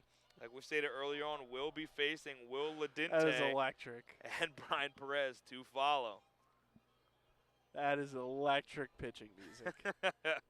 If I could come out to anything, it would be that. Speaking of that, yet again, just going to throw this out there. How can we get a hat? These hats are fire. Like, these all-white hats. Coach Jones, anyone at the Vineland, Let our people at the district, see hey, your people. If you guys love us, we love you And too. by We and by would our take a people, Vineland- just us. Right. We would take a beautiful, nice, fitted white Vineland hat any day of the week. I promise you, I'll take good care When of I'm it. not every wearing it, day. it'll be in underground studios. Like, you hey, know. we're all for it. So, hey, if anyone's listening, me and KB would absolutely love a nice white Vineland Fighting Clan hat. It would be suave. Yes, if I as dare the song plays, say. it would be perfect. Mario Toro on the mound for the Fighting Clan. Yohan Felix moves to third base, and Angel Rivera go into right field as the rest of the positions remain the same. First pitch coming in from Toro is swung on and missed. Looked to be a changeup from Toro. A great pitch to get Ledente to swing over top. Brian Perez is the man in the on-deck circle with only one out on the board for the Fighting Clan. That's going to be popped up and out of play for strike number 2. Now, if Toro's able to record the strikeout here, I have a fantastic strikeout call that I need to bring to the people because you did say Ledente is up to bat right now, correct? Yes. All right. All right, I'm going to let you call this one. The count is 0-2. Runner on first base. KB, take it away.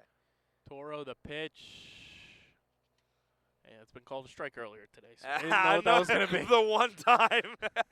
I was a little juiced up right there. 1-2 is the count with one out on the board. Ledente is still in the box. The catcher, KB, looking for the strikeout here from Toro. That's going to be rolled over just past the bag at third. I thought it one-hopped the bag. I was going Got to be a very little disappointed. worried there. I was going to be very disappointed. Nonetheless, Ledente trying to stay alive. Toro looking for the strikeout with a man on first. That man on first is Levin, the pitcher, who got to bring in an RBI single, bringing in Mitnick, and was the first run of the game, making it a 9-1 score. Toro, swing, a miss, cooked him, Ledente, al dente. And that's the call we were waiting for, ladies and gentlemen. As Brian Perez tries to follow the call from Toro to Ledente. Mario Toro records his first strikeout of the day for out number 2. Perez coming up to the plate takes a first pitch inside strike. And Toro looking sharp so far as the first batter he faces results in his first strikeout of the day. Still a man on first, 2 outs. The pitch from Toro drops the slider. Great pitch there from Toro, who once again, as we stated earlier on, is a freshman at the varsity level. Started off at the DH spot and is now coming in to pitch. That's going to be swung on going into foul territory. Making a run for it is Rivera, and he makes the catch in foul territory. Out number 3 is recorded by the recently pulled pitcher Angel Rivera. Ladies and gentlemen, it is time to stretch here in the 7th inning. Bottom of the 7th inning coming up soon as we start to stretch. Take me out to the ball game. Take me out to the crowd. Oh, that's the game. That's the ball game. Mercy rules. Ladies and gentlemen, you can really stretch now. As we begin to stretch, the game has come to a close. 9-1 is the final score. Fighting Clan improved to 6-2. Mainland fall to 3-3. An absolutely great outing by Xavier Cortez, picked up by Rivera and finished by Toro. A huge home run by Rodriguez capped off the 7-run second inning, resulting in this final 9-1 score. KB, what are your takeaways from today's game? Great overall pitching performance today by the Fighting Clan. You know, the entire unit that went out there today. They performed at a top-tier level, limited any and all damage that Mainland was even able to kind of scrape across.